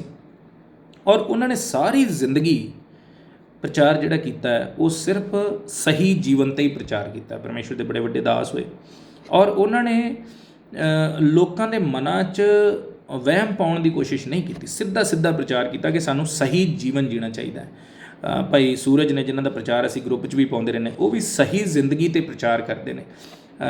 ਇੱਕ ਪ੍ਰਚਾਰਕ ਦੀ ਪਿਛਲੇ ਸਾਲ ਸ਼ਾਇਦ ਮੌਤ 2018 ਕਿ 2019 'ਚ ਡਾਕਟਰ ਬਿੱਲੀ ਗ੍ਰਾਮ ਦੁਨੀਆ ਦੇ ਵਿੱਚ ਉਹਨਾਂ ਦਾ ਇੰਨਾ ਵੱਡਾ ਨਾਂ ਰਿਹਾ, ਸਾਰੀ ਜ਼ਿੰਦਗੀ ਉਹਨਾਂ ਨੇ ਪ੍ਰਚਾਰ ਕੀਤਾ। ਤਕਰੀਬਨ 100 ਸਾਲ ਦੀ ਉਹਨਾਂ ਦੀ ਉਮਰ ਦੇ ਵਿੱਚ ਜਾ ਕੇ ਉਹਨਾਂ ਦੀ ਮੌਤ ਹੋਈ, ਔਰ ਸਾਰੀ ਜ਼ਿੰਦਗੀ ਉਹਨਾਂ ਨੇ ਜਿਹੜਾ ਪ੍ਰਚਾਰ ਕੀਤਾ, ਸਹੀ ਜ਼ਿੰਦਗੀ 'ਤੇ ਕੀਤਾ ਹੈ। ਅੱਜ ਦਾ ਪ੍ਰਚਾਰ ਅਸੀਂ ਸੁਣਦੇ ਹਾਂ, ਲੋਕ, ਹੈ ਨਾ, ਹੁਣ ਜਿਸ ਤਰ੍ਹਾਂ ਚੱਲਿਆ, ਕਰੋਨਾ ਨੂੰ ਬਣਾ ਲਿਆ ਕਿ ਫਟਾਫਟ ਤਿਆਰ ਹੋ ਜਾਓ, ਤੌਬਾ ਕਰ ਲਓ, ਬਪਤਿਸਮੇ ਲੈ ਲਓ, ਕਿਉਂਕਿ ਕਰੋਨਾ ਆ ਗਿਆ ਅਤੇ ਪ੍ਰਭੂ ਆ ਗਿਆ। ਦਾ ਮਤਲਬ ਪ੍ਰਭੂ ਆਉਣ ਵਾਲਾ। ਅਤੇ ਇਹਦਾ ਮਤਲਬ ਵੀ ਜਿਸ ਤਰ੍ਹਾਂ ਉਹਨਾਂ ਨੂੰ ਪਤਾ, ਪ੍ਰਭੂ ਨੇ ਕਿਹਾ ਕਿ ਜਦੋਂ ਚੇਲਿਆਂ ਨੇ ਪੁੱਛਿਆ, ਪ੍ਰਭੂ ਕਹਿੰਦਾ ਮੈਨੂੰ ਵੀ ਪਤਾ ਨਹੀਂ ਕਿ ਮੈਂ ਉਹ ਦਿਨ ਕਦੋਂ ਆਉਣਾ, ਹੈ ਨਾ, ਮੇਰੇ ਆਉਣ ਦਾ ਦਿਨ ਕਿਹੜਾ ਹੈ ਮੈਨੂੰ ਵੀ ਪਤਾ ਨਹੀਂ, ਪਿਤਾ ਨੂੰ ਕੇਵਲ ਪਤਾ। ਅਤੇ ਜਿਹੜੇ ਅੱਜ ਦੇ ਪ੍ਰਚਾਰਕ ਨੇ, ਜਦੋਂ ਅਸੀਂ ਸੁਣਦੇ ਤਾਂ ਉਹ ਤਾਂ ਇੰਝ ਲੱਗਦਾ ਵੀ ਪ੍ਰਭੂ ਨੂੰ ਪਤਾ ਨਹੀਂ, ਪਰ ਇਹਨਾਂ ਨੂੰ ਪਤਾ ਹੈ ਵੀ ਪ੍ਰਭੂ ਅੱਜ ਆ ਜਾਣਾ ਕਿ ਕੱਲ੍ਹ ਆ ਜਾਣਾ। ਸੋ ਜਦੋਂ ਅਸੀਂ ਸੁਣਦੇ ਹਾਂ ਇਹਨਾਂ ਗੱਲਾਂ ਨੂੰ, ਸਾਨੂੰ ਆਪਣਾ ਦਿਮਾਗ ਥੋੜ੍ਹਾ ਜਿਹਾ ਖੋਲ੍ਹ ਕੇ ਸੋਚਣ ਦੀ ਜ਼ਰੂਰਤ ਹੈ ਕਿ ਪਰਮੇਸ਼ਵਰ ਦਾ ਵਚਨ ਕੀ ਕਹਿੰਦਾ। ਥੋੜ੍ਹਾ ਪੜ੍ਹੀਏ, ਥੋੜ੍ਹਾ ਇੱਧਰ ਉੱਧਰੋਂ, ਜਾਂ ਜੇ ਨਹੀਂ ਪੜ੍ਹ ਸਕਦੇ ਤਾਂ ਜੋ ਸਹੀ ਸਿੱਖਿਆ ਦਿੱਤੀ ਜਾਂਦੀ ਹੈ ਉਸ 'ਤੇ ਵਿਸ਼ਵਾਸ ਕਰੀਏ, ਹੈ ਨਾ। ਹਰ ਗੱਲ 'ਤੇ ਵਿਸ਼ਵਾਸ ਕਰਕੇ ਅਸੀਂ ਆਪਣੇ ਵਿਸ਼ਵਾਸ ਤੋਂ ਡਿੱਗ ਜਾਂਦੇ ਹਾਂ, ਕਿਉਂਕਿ ਫਿਰ ਸਾਨੂੰ ਸਮਝ ਨਹੀਂ ਆਉਂਦਾ ਵੀ ਇਹ ਸਹੀ ਕਹਿ ਰਿਹਾ ਕਿ ਉਹ ਸਹੀ ਕਹਿ ਰਿਹਾ। ਸੋ ਜਿਹੜੀ ਸਹੀ ਗੱਲ ਹੈ ਉਹ ਇਹ ਹੈ ਕਿ ਪਰਮੇਸ਼ਵਰ ਨੇ ਕਿਸੇ ਨੂੰ ਨਹੀਂ ਦੱਸਿਆ। ਇੱਥੋਂ ਤੱਕ ਕਿ ਪ੍ਰਭੂ ਯਿਸੂ ਕਹਿੰਦਾ, ਮੈਨੂੰ ਵੀ ਪਤਾ ਨਹੀਂ ਕਿ ਮੈਂ ਉਹ ਦਿਨ ਕਦੋਂ ਆਉਣਾ, ਮੇਰੇ ਆਉਣ ਦਾ ਦਿਨ ਕਿਹੜਾ ਵਾ, ਮੈਂ ਤਾਂ ਚੋਰ ਵਾਂਗੂ ਆ ਜਾਵਾਂਗਾ। ਜਿੱਦਣ ਆ ਗਿਆ, ਲੋਕ ਆਪਣੇ ਇੱਥੇ ਅਸੀਂ ਪੜ੍ਹਾਂਗੇ ਅੱਗੇ, ਜੇ ਅਸੀਂ ਵਚਨ ਦੇ ਵਿੱਚ ਅੱਗੇ ਦੇਖੀਏ, ਕਹਿੰਦਾ ਵੀ ਲੋਕ ਆਪਣੇ ਕੰਮਾਂ 'ਚ ਲੱਗੇ ਹੋਣਗੇ, ਜਿਸ ਤਰ੍ਹਾਂ ਇਸ ਤਰ੍ਹਾਂ ਦੀ ਜ਼ਿੰਦਗੀ ਆ ਤਾਂ ਨੋਰਮਲ ਜੀਂਦੇ ਹੋਣਗੇ। ਅਤੇ ਪ੍ਰਭੂ ਇੱਕਦਮ, ਜਿਸ ਤਰ੍ਹਾਂ ਚੋਰ ਰਾਤ ਨੂੰ ਜਦੋਂ ਆਉਂਦਾ ਹੈ, ਅਤੇ ਰਾਤ ਨੂੰ ਜਿਹੜੇ ਘਰ ਦੇ ਲੋਕ ਨੇ ਉਹ ਸੋਚ ਕੇ ਨਹੀਂ ਸੌਂਦੇ ਕਿ ਚੋਰ ਨੇ ਆ ਜਾਣਾ। ਉਹ ਤਾਂ ਨੋਰਮਲ ਜ਼ਿੰਦਗੀ, ਜਿਸ ਤਰ੍ਹਾਂ ਰਾਤ ਨੂੰ ਰੋਟੀ ਖਾਧੀ, TV ਵੇਖਿਆ, ਆਰਾਮ ਨਾਲ ਸੌਂ ਗਏ, ਅਤੇ ਚੋਰ ਆ ਕੇ ਆਪਣਾ ਕੰਮ ਕਰਕੇ ਚਲਾ ਜਾਂਦਾ। ਸੋ ਪ੍ਰਭੂ ਕੀ ਹੈ, ਇਸ ਤਰੀਕੇ ਨਾਲ ਕਹਿੰਦਾ। ਫਿਰ ਅਗਲੀ ਆਇਤ ਕੀ ਲਿਖਿਆ, ਇੱਥੇ ਲਿਖਿਆ 4 ਆਇਤ ਵਿੱਚ ਲਿਖਿਆ, ਯਿਸੂ ਨੇ ਉੱਤਰ ਦਿੱਤਾ, ਚੌਕਸ ਰਹੋ ਭਈ ਕੋਈ ਤੁਹਾਨੂੰ ਭੁਲਾਵੇ 'ਚ ਨਾ ਪਵੇ। ਸਾਵਧਾਨ ਰਹਿਣ ਦੀ ਲੋੜ ਹੈ ਨਾ, ਐਵੇਂ ਕਿਸੇ ਦੀਆਂ ਗੱਲਾਂ 'ਚ ਭੁਲੇਖੇ 'ਚ ਨਹੀਂ ਪੈਣਾ। ਔਰ ਫਿਰ ਲਿਖਿਆ, ਕਿਉਂ ਜੋ ਮੇਰਾ ਨਾਮ ਧਾਰ ਕੇ ਬਥੇਰੇ ਇਹ ਕਹਿੰਦੇ ਆਉਣਗੇ ਜੋ ਮੈਂ ਮਸੀਹ ਹਾਂ, ਅਤੇ ਬਹੁਤਿਆਂ ਨੂੰ ਭੁਲਾਵੇ 'ਚ ਪਾ ਦੇਣੀ, ਹੈ ਨਾ। ਸੋ ਭੁਲਾਵੇ 'ਚ ਨਹੀਂ ਪੈਣਾ, ਵਹਿਮਾਂ 'ਚ ਨਹੀਂ ਪੈਣਾ, ਪਰਮੇਸ਼ਵਰ ਦੇ ਵਚਨ 'ਤੇ ਵਿਸ਼ਵਾਸ ਕਰਨਾ। ਜੇ ਤੁਹਾਨੂੰ ਕੋਈ ਸਵਾਲ ਜਾਪਦਾ ਹੈ ਤਾਂ ਤੁਸੀਂ ਸਾਡੇ ਨਾਲ ਗੱਲ ਕਰੋ, ਭਾਈ ਜੀ ਇਹ ਕਿਸ ਤਰ੍ਹਾਂ, ਜੇ ਸਾਨੂੰ ਉਸੇ ਵੇਲੇ ਪਤਾ ਹੋਏਗਾ ਤਾਂ ਤੁਹਾਨੂੰ ਉਸੇ ਵੇਲੇ ਦੱਸਾਂਗੇ। ਜੇ ਜ਼ਰੂਰਤ ਹੋਏਗੀ ਕਿ ਅਸੀਂ ਇਹਦੇ 'ਤੇ ਅਧਿਐਨ ਕਰਕੇ, ਹੈ ਨਾ, ਉਹਦੇ ਜੜ ਤੱਕ ਜਾ ਕੇ ਅਤੇ ਫਿਰ ਤੁਹਾਨੂੰ ਦੱਸੀਏ, ਅਤੇ ਫਿਰ ਤੁਹਾਨੂੰ ਦੱਸਾਂਗੇ। ਸੋ ਕਹਿਣ ਦਾ ਮਤਲਬ ਕੀ ਹੈ ਕਿ ਬਿਨਾਂ ਵਜ੍ਹਾ, ਬਿਨਾਂ ਗੱਲ ਤੋਂ ਐਵੇਂ ਹਰ ਗੱਲ 'ਤੇ ਵਿਸ਼ਵਾਸ ਸਾਨੂੰ ਨਹੀਂ ਕਰ ਲੈਣਾ ਚਾਹੀਦਾ, ਤਾਂ ਕਿ ਅਸੀਂ ਭੁਲਾਵੇ 'ਚ ਨਾ ਪਈਏ, ਨਹੀਂ ਤਾਂ ਅਸੀਂ ਭੁਲਾਵੇ 'ਚ ਪੈ ਜਾਵਾਂਗੇ। ਫਿਰ ਲਿਖਿਆ, ਤੁਸੀਂ ਲੜਾਈਆਂ ਅਤੇ ਲੜਾਈਆਂ ਦੀਆਂ ਆਵਾਜ਼ਾਂ ਸੁਣੋਗੇ, ਖਬਰਦਾਰ ਕਿਤੇ ਘਬਰਾ ਨਾ ਜਾਣਾ, ਕਿ ਜੋ ਇਹ ਗੱਲਾਂ ਤਾਂ ਹੋਣੀਆਂ ਹੀ ਹਨ, ਪਰ ਅਜੇ ਅੰਤ ਨਹੀਂ। ਮੈਂ ਦੁਹਰਾ ਕੇ ਗੱਲ ਕਹਿ ਰਿਹਾ, ਪਰ ਅਜੇ ਅੰਤ ਨਹੀਂ। ਸੋ ਜੋ ਹੁਣ ਹੋ ਰਿਹਾ ਹੈ ਨਾ, ਜੋ ਅੱਜ ਵੇਖਦੇ ਕਿੰਨੇ ਦੇਸ਼ 'ਤੇ ਚੜ੍ਹਾਈ ਕਰਦਾ, ਲੜਾਈਆਂ, ਰੋਜ਼ ਤੁਸੀਂ ਖਬਰਾਂ ਸੁਣਦੇ ਜੇ, ਹੈ ਨਾ। ਫਲਾਣੇ ਦੇਸ਼ ਨੇ ਫਲਾਣੇ ਦੇਸ਼ 'ਤੇ ਚੜ੍ਹਾਈ ਕਰ ਦਿੱਤੀ, ਹੈ ਨਾ, ਫਲਾਣੀ ਜਗ੍ਹਾ 'ਤੇ ਅਕਾਲ ਪੈ ਗਿਆ, ਫਲਾਣੀ ਜਗ੍ਹਾ 'ਤੇ ਆ ਹੋ ਗਿਆ, ਕਿੰਨਾ ਕੁਝ ਸਾਨੂੰ, ਇਹਨਾਂ ਸੁਣਨ ਨੂੰ ਮਿਲਦਾ। 7 ਆਇਤ ਵੀ ਅਸੀਂ ਪੜਾਂਗੇ, 6 ਔਰ 7 ਨੂੰ ਇਕੱਠਾ ਪੜਾਂਗੇ। ਤੁਸੀਂ ਲੜਾਈਆਂ ਤੇ ਲੜਾਈਆਂ ਦੀਆਂ ਆਵਾਜ਼ਾਂ ਸੁਣੋਗੇ, ਖਬਰਦਾਰ ਕਿਤੇ ਘਬਰਾ ਨਾ ਜਾਣਾ, ਕਿਉਂਕਿ ਇਹ ਗੱਲਾਂ ਤਾਂ ਹੋਣੀਆਂ ਹੀ ਹਨ, ਪਰ ਅਜੇ ਅੰਤ ਨਹੀਂ। ਕੌਮ ਕੌਮ ਉੱਤੇ ਤੇ ਪਾਤਸ਼ਾਹੀ ਪਾਤਸ਼ਾਹੀ ਉੱਤੇ ਚੜ੍ਹਾਈ ਕਰੇਗੀ, ਤੇ ਥਾਂ ਥਾਂ ਕਾਲ ਪੈਣਗੇ ਤੇ ਭੁਚਾਲ ਆਉਣਗੇ। ਪਰ ਇਹ ਸਭ ਕੁਝ ਪੀੜਾਂ ਦਾ ਆਰੰਭ ਹੈ, ਅੰਤ ਨਹੀਂ ਹੈ। ਜਿਹੜਾ ਹੁਣ ਪ੍ਰਚਾਰ ਕੀਤਾ ਜਾ ਰਿਹਾ ਵੀ ਅੰਤ ਆ ਗਿਆ ਹੈ ਨਾ, ਹੁਣ ਪ੍ਰਚਾਰ ਕੀ ਹੋ ਰਿਹਾ ਕਿ ਅੰਤ ਆ ਰਿਹਾ। ਪਰ 2 ਗੱਲਾਂ ਇਸ ਜਗ੍ਹਾ 'ਤੇ ਲਿਖੀਆਂ, 6 ਆਇਤ 'ਚ ਲਿਖਿਆ ਪਰ ਅਜੇ ਅੰਤ ਨਹੀਂ, ਔਰ 8 ਆਇਤ ਕਹਿੰਦੀ ਆ ਇਹ ਸਭ ਕੁਝ ਅਜੇ ਪੀੜਾਂ ਦਾ ਆਰੰਭ ਹੈ, ਅਜੇ ਕਸ਼ਟ ਦਾ ਆਰੰਭ ਹੈ। ਇਹ ਤਾਂ ਕੁਝ ਹੈ ਹੀ ਨਹੀਂ। ਜਿਹੜਾ ਕਰੋਨਾ ਔਰ ਜਿਹੜੇ ਨਿੱਕੇ ਨਿੱਕੇ ਤੁਸੀਂ ਸੁਣਦੇ ਰਹਿੰਦੇ ਜੇ ਕਿ ਫਲਾਣੀ ਜਗ੍ਹਾ ਭੁਚਾਲ ਆ ਗਿਆ, ਹਜ਼ਾਰਾਂ ਲੋਕ ਮਾਰੇ ਗਏ, ਇਹ ਹੋ ਗਿਆ ਉਹ ਗਿਆ, ਇਹ ਤਾਂ ਪ੍ਰਭੂ ਦਾ ਵਚਨ ਕਹਿੰਦਾ, ਇਹ ਤਾਂ ਜੇ ਕੁਝ ਵੀ ਨਹੀਂ ਹੈ, ਇਹ ਤਾਂ ਆਰੰਭ ਹੈ ਜੇ। ਅਤੇ ਸੋਚੀਏ ਕਿ ਜਦੋਂ ਇਹ ਹੋਏਗਾ ਅਸਲ 'ਚ ਜਿਹੜੇ ਨਿਸ਼ਾਨ ਪੂਰੇ ਹੋਣਗੇ, ਉਹ ਕਿੰਨਾ ਭਿਆਨਕ ਹੋਏਗਾ ਸਮਾਂ। ਸੋ ਹਰ ਗੱਲ 'ਤੇ ਸਾਨੂੰ ਵਿਸ਼ਵਾਸ ਨਹੀਂ ਕਰ ਲੈਣਾ ਚਾਹੀਦਾ ਹੈ ਨਾ। ਪਰਮੇਸ਼ਵਰ ਦਾ ਵਚਨ ਸਿੰਪਲ ਸਾਦਾ ਜਿਹੜਾ ਸਾਦੇ ਤਰੀਕੇ ਨਾਲ ਸਮਝਾ ਦਿੰਦਾ ਸਾਨੂੰ ਕਿ ਪਰਮੇਸ਼ਵਰ ਦੇ ਆਉਣ ਦਾ ਜਿਹੜਾ ਸਮਾਂ ਉਹਨੂੰ ਕੋਈ ਨਹੀਂ ਜਾਣਦਾ ਹੈ ਨਾ। ਜਿਹੜਾ ਸਾਡੇ ਕੋਲ ਤੌਬਾ ਦਾ ਸਮਾਂ ਜਿਹੜਾ ਕਹਿੰਦੇ ਆ, ਤੌਬਾ ਜਿਸ ਤਰ੍ਹਾਂ ਕਈ ਲੋਕਾਂ ਨੂੰ ਰੌਲਾ ਪਾਇਆ, ਹੁਣੇ ਤੌਬਾ ਕਰ ਲਓ, ਹੁਣੇ ਤੌਬਾ ਕਰ ਲਓ, ਪ੍ਰਭੂ ਆਉਣ ਵਾਲਾ ਹੈ। ਤੌਬਾ ਦਾ ਸਮਾਂ ਤਾਂ ਹੁਣੇ ਹੀ ਹੈ, ਪਰ ਇਹ ਨਹੀਂ ਕਿ ਕਰੋਨਾ ਕਰਕੇ ਹੈ। ਜਦੋਂ ਵੀ ਤੁਹਾਨੂੰ ਪ੍ਰਭੂ ਦੇ ਵਚਨ ਬਾਰੇ ਪਤਾ ਲੱਗਦਾ, ਤੁਹਾਡੇ ਅੰਦਰੋਂ ਆਵਾਜ਼ ਆਉਂਦੀ ਹੈ, ਉਹੋ ਹੀ ਸਮਾਂ ਅੱਜ ਹੀ ਤੌਬਾ ਦਾ ਦਿਨ ਹੈ। ਜਿਹੜਾ ਸਮਾਂ ਤੁਹਾਨੂੰ ਮਿਲਿਆ ਹੈ ਉਹ ਤੌਬਾ ਦਾ ਉਹੀ ਸਮਾਂ ਹੈ। ਤੌਬਾ ਇਸ ਕਰਕੇ ਨਹੀਂ ਕਰਨੀ ਕਿ ਕਰੋਨਾ ਆ ਗਿਆ, ਤੌਬਾ ਇਸ ਕਰਕੇ ਕਰਨੀ ਹੈ ਕਿਉਂਕਿ ਹੋ ਸਕਦਾ ਸਾਨੂੰ ਬਾਅਦ 'ਚ ਮੌਕਾ ਨਾ ਮਿਲੇ। ਇਸੇ ਕਰਕੇ ਬਾਈਬਲ ਕਹਿੰਦੀ ਤੌਬਾ ਦਾ ਸਮਾਂ ਹੁਣੇ ਹੀ ਹੈ। ਸੋ ਜਦੋਂ ਜਿੰਨਾ ਚਿਰ ਜੀਂਦੇ ਹਾਂ ਸਾਨੂੰ ਉਹ ਤੌਬਾ ਦਾ ਮੌਕਾ ਪਰਮੇਸ਼ਵਰ ਦਿੰਦਾ ਹੈ, ਪਰ ਸਾਨੂੰ ਇਹ ਨਹੀਂ ਪਤਾ ਨਾ ਕਿ ਅਸੀਂ ਕਿੰਨਾ ਚਿਰ ਜੀਂਦੇ ਹਾਂ ਹੈ ਨਾ। ਪਰਮੇਸ਼ਵਰ ਹਰੇਕ ਨੂੰ ਲੰਮੀ ਜ਼ਿੰਦਗੀ ਦੇਵੇ, ਪਰ ਹੋ ਸਕਦਾ ਕਈਆਂ ਦੀ ਇਹਨਾਂ ਦੁਨੀਆ ਦੇ ਵਿੱਚ ਕਈਆਂ ਦੀ ਜ਼ਿੰਦਗੀ ਦਾ ਅੱਜ ਆਖਰੀ ਦਿਨ ਹੋਵੇ, ਕੱਲ੍ਹ ਆਖਰੀ ਦਿਨ ਹੋਵੇ, ਪਰਸੋਂ ਆਖਰੀ ਦਿਨ ਹੋਵੇ। ਸੋ ਜਦੋਂ ਪਤਾ ਹੀ ਨਹੀਂ ਹੈ ਤੇ ਫਿਰ ਇਸੇ ਕਰਕੇ ਬਾਈਬਲ ਕਹਿੰਦੀ ਕਿ ਤੌਬਾ ਦਾ ਸਮਾਂ ਹੁਣੇ ਹੀ ਹੈ, ਜਦੋਂ ਤੁਹਾਡੇ ਸਾਹ ਚੱਲਦੇ ਨੇ ਹੁਣੇ ਹੀ ਹੈ। ਸੋ ਇਸ ਕਰਕੇ ਨਹੀਂ ਕਿ ਕਰੋਨਾ ਆ ਗਿਆ ਤੇ ਫਟਾਫਟ ਤੌਬਾ ਕਰ ਲਓ, ਪਰ ਹਰ ਸਮੇਂ ਹੀ ਸਾਡੇ ਲਈ ਸਮਾਂ ਕਿ ਅਸੀਂ ਤੌਬਾ ਕਰ ਲਈਏ ਪਰਮੇਸ਼ਵਰ ਦੇ ਵਚਨ। ਸੋ ਇਹ ਜਿਹੜੇ ਨਿਸ਼ਾਨ ਹੈ ਨਾ, ਲੜਾਈਆਂ ਹੋ ਰਹੀਆਂ, ਦੇਸ਼ 'ਤੇ ਚੜ੍ਹਾਈ ਕਰ ਰਹੇ ਨੇ, ਕਿੰਨਾ ਕੁਝ ਇੱਧਰੋਂ ਉੱਧਰੋਂ ਸੁਣਨ ਨੂੰ ਮਿਲ ਰਿਹਾ, ਕੋਈ ਲੋਕ ਮਾਰੇ ਜਾ ਰਹੇ ਨੇ, ਭੁਚਾਲ ਆ ਰਹੇ ਨੇ, ਕਿੰਨੇ ਰੋਜ਼ ਹਾਦਸੇ ਹੁੰਦੇ ਨੇ। ਜਿੰਨੇ ਕਰੋਨਾ ਨਾਲ ਲੋਕ ਮਰੇ ਉਦੋਂ ਵੱਧ ਤੇ ਹਰ ਰੋਜ਼ ਲੋਕ ਹਾਰਟ ਅਟੈਕ ਨਾਲ ਮਰਦੇ ਨੇ। ਜੇ ਅਸੀਂ ਸੋਚੀਏ ਵੀ ਕਰੋਨਾ ਅੰਤ ਸਮੇਂ ਦਾ ਨਿਸ਼ਾਨ, ਉਦੋਂ ਵੱਧ ਲੋਕ ਤੇ ਰੋਜ਼ ਹਾਰਟ ਅਟੈਕ ਨਾਲ ਮਰਦੇ ਨੇ। ਉਦੋਂ ਵੱਧ ਜਿੰਨੇ ਕਰੋਨਾ ਨਾਲ ਮਰੇ ਉਦੋਂ ਵੱਧ ਲੋਕ ਦੁਨੀਆ ਦੇ ਵਿੱਚ ਸੜਕ ਹਾਦਸਿਆਂ 'ਚ ਮਰਦੇ ਨੇ ਰੋਜ਼। ਸੋ ਕਿਹਨੂੰ ਅਸੀਂ ਜੇ ਅਸੀਂ ਇਹ ਸੋਚਦੇ ਹਾਂ ਕਿ ਇਹ ਅੰਤ ਸਮੇਂ ਦਾ ਨਿਸ਼ਾਨ ਹੈ, ਇਹ ਨਿਸ਼ਾਨ ਤਾਂ ਰੋਜ਼ ਹੀ ਪੂਰਾ ਹੁੰਦਾ ਹੈ।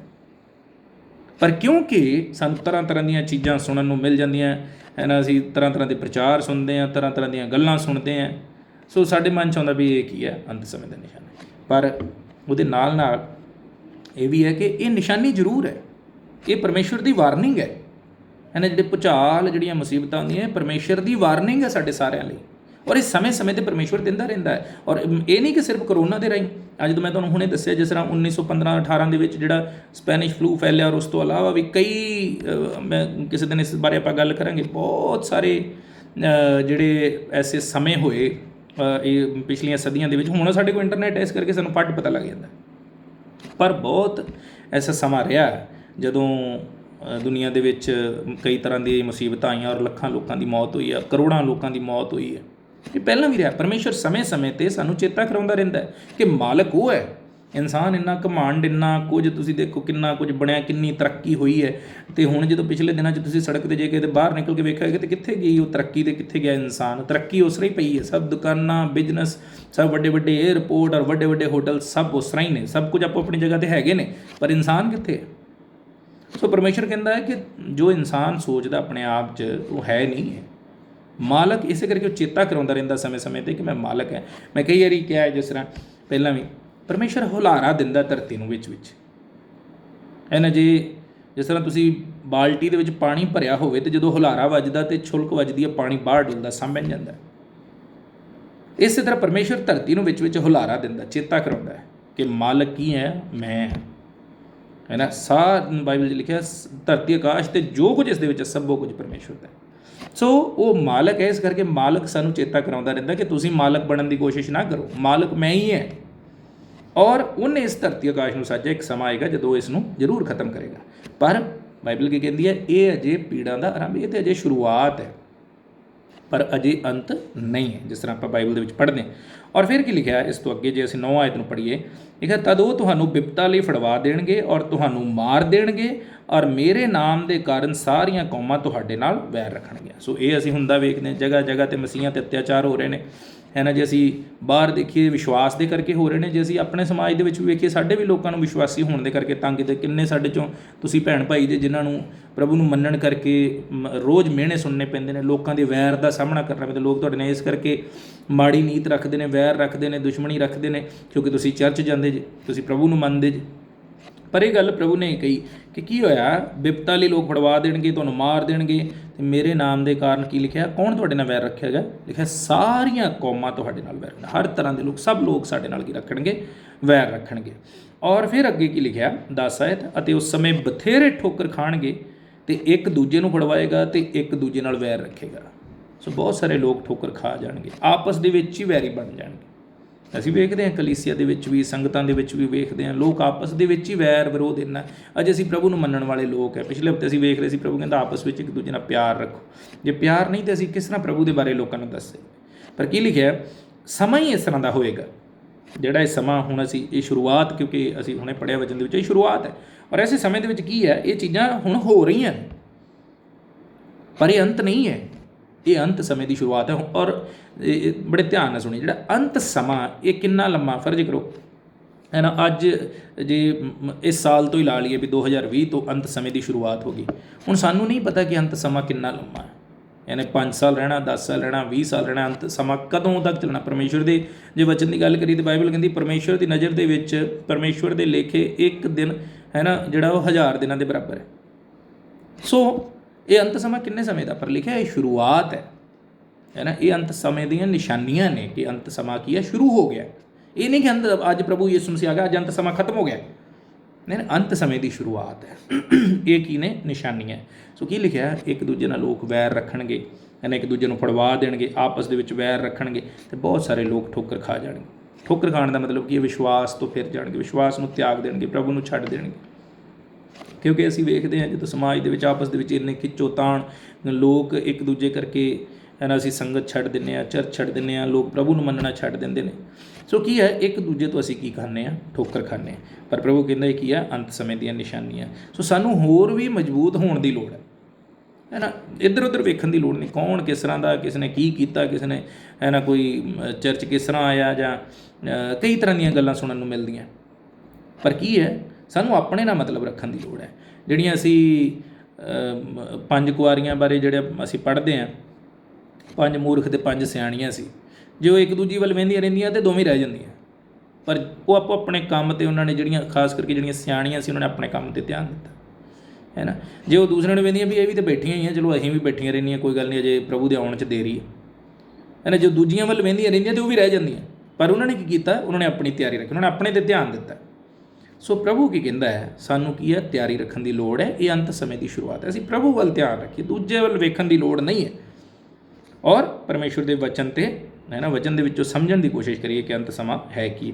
ਔਰ ਫਿਰ ਕੀ ਲਿਖਿਆ ਹੈ, ਔਰ ਬਹੁਤ ਝੂਠੇ ਨਬੀ ਉੱਠਣਗੇ ਅਤੇ ਬਥੇਰਿਆਂ ਨੂੰ ਭੁਲਾਵੇ ਵਿੱਚ ਪਾ ਦੇਣਗੇ। ਜਿਹੜੀ ਆਪਾਂ ਸ਼ੁਰੂ 'ਚ ਗੱਲ ਕੀਤੀ, ਕੋਈ ਗਿਆਨ ਨਹੀਂ ਵਚਨ ਦਾ। ਲੋਕ ਅੱਜ ਕੱਲ੍ਹ ਬਹੁਤਾ ਜਿਹੜਾ ਪ੍ਰਚਾਰ ਹੁੰਦਾ, ਇੱਧਰੋਂ ਇਹਨੂੰ ਸੁਣ ਲਿਆ, ਇੱਧਰੋਂ ਇਹਨੂੰ ਸੁਣ ਲਿਆ, ਅਤੇ ਉੱਥੋਂ ਇਕੱਠਾ ਕਰਕੇ ਅਤੇ ਮੁੜ ਕੇ ਆਪਣਾ ਪ੍ਰਚਾਰ ਬਣਾ ਕੇ, ਆਪਣਾ ਵਚਨ ਬਣਾ ਕੇ ਅਤੇ ਉਹ ਲੋਕਾਂ ਨੂੰ ਸੁਣਾ ਦਿੱਤਾ। ਕੁਝ ਇਹਨੇ ਕਿਹਾ, ਕੁਝ ਇਹਨੇ ਕਿਹਾ, ਅਤੇ ਫਰਜ਼ ਕਰੋ ਹੈ ਨਾ। ਮੈਂ ਜੇ ਹੁਣ ਤੁਹਾਨੂੰ ਪ੍ਰਚਾਰ ਕਰ ਰਿਹਾ, ਮੈਂ ਇੱਕ ਪ੍ਰਚਾਰਕ ਦਾ ਸੰਦੇਸ਼ ਸੁਣਿਆ, ਦੂਜੇ ਦਾ ਸੁਣਿਆ, ਤੀਜੇ ਦਾ ਸੁਣਿਆ, ਅਤੇ ਤਿੰਨਾਂ ਤੋਂ ਥੋੜ੍ਹਾ ਥੋੜ੍ਹਾ ਲੈ ਕੇ ਅਤੇ ਉਹ ਸੰਦੇਸ਼ ਬਣਾ ਕੇ ਤੁਹਾਨੂੰ ਸੁਣਾ ਦਿੱਤਾ। ਅਤੇ ਫਰਜ਼ ਕਰੋ ਜੇ ਉਹਨਾਂ 'ਚੋਂ ਇੱਕ ਜਣੇ ਨੇ ਗਲਤ ਪ੍ਰਚਾਰ ਕੀਤਾ, ਅਤੇ ਫਿਰ ਮੈਂ ਵੀ ਤੁਹਾਨੂੰ ਗਲਤ ਪ੍ਰਚਾਰ ਕਰਾਂਗਾ, ਕਿਉਂਕਿ ਮੈਂ ਵਚਨ 'ਚੋਂ ਨਹੀਂ ਸਿੱਖਿਆ, ਮੈਂ ਦੂਜਿਆਂ ਤੋਂ ਸਿੱਖਿਆ। ਸੋ ਇਸ ਕਰਕੇ ਵਚਨ 'ਚੋਂ ਸਿੱਖਣ ਦੀ ਲੋੜ ਹੈ ਕਿ ਵਚਨ ਕੀ ਕਹਿੰਦਾ। ਪ੍ਰਚਾਰ ਸੁਣੀਏ ਜ਼ਰੂਰ, ਪਰ ਜਿੱਥੇ ਵੀ ਤੁਹਾਨੂੰ ਸ਼ੱਕ ਜਾਪੇ ਹੈ ਨਾ, ਉਹਨੂੰ ਵਚਨ ਦੇ ਵਿੱਚ ਵੇਖੀਏ। ਜੇ ਨਾ ਸਮਝ ਆਵੇ ਉਹਨੂੰ ਨੋਟ ਕਰਕੇ ਰੱਖੀਏ, ਔਰ ਜਦੋਂ ਅਸੀਂ ਤੁਹਾਨੂੰ ਮਿਲਦੇ ਹਾਂ ਤਾਂ ਸਾਨੂੰ ਦੱਸੀਏ ਕਿ ਭਾਈ ਜੀ ਆਹ ਗੱਲ ਇਸ ਤਰ੍ਹਾਂ ਕਹੀ ਕਿਸੇ ਪ੍ਰਚਾਰਕ ਨੇ, ਕਿਉਂ ਕਹੀ, ਔਰ ਵਚਨ ਦੇ ਵਿੱਚ ਕਿੱਥੇ ਇਸ ਦੇ ਬਾਰੇ ਲਿਖਿਆ। ਔਰ ਅਸੀਂ ਕੋਸ਼ਿਸ਼ ਕਰਾਂਗੇ ਕਿ ਤੁਹਾਡੇ ਉਸ ਸ਼ੱਕ ਨੂੰ ਕਲੀਅਰ ਕਰੀਏ। ਪਰ ਜਿਹੜੇ ਤੁਸੀਂ ਸੋਚਦੇ ਨਾ, ਬੜਾ ਹੈ ਨਾ, ਬੜਾ ਰੌਲਾ ਪਾ ਕੇ ਪ੍ਰਚਾਰ, ਔਰ ਬਹੁਤ ਜਿਹੜੇ ਆਤਮਾ ਦਾ ਕੰਮ ਦਿਖਾਉਂਦੇ ਆ, ਕਿਸੇ ਵੇਲੇ ਉਹੀ ਗਲਤ ਪ੍ਰਚਾਰ ਹੁੰਦਾ।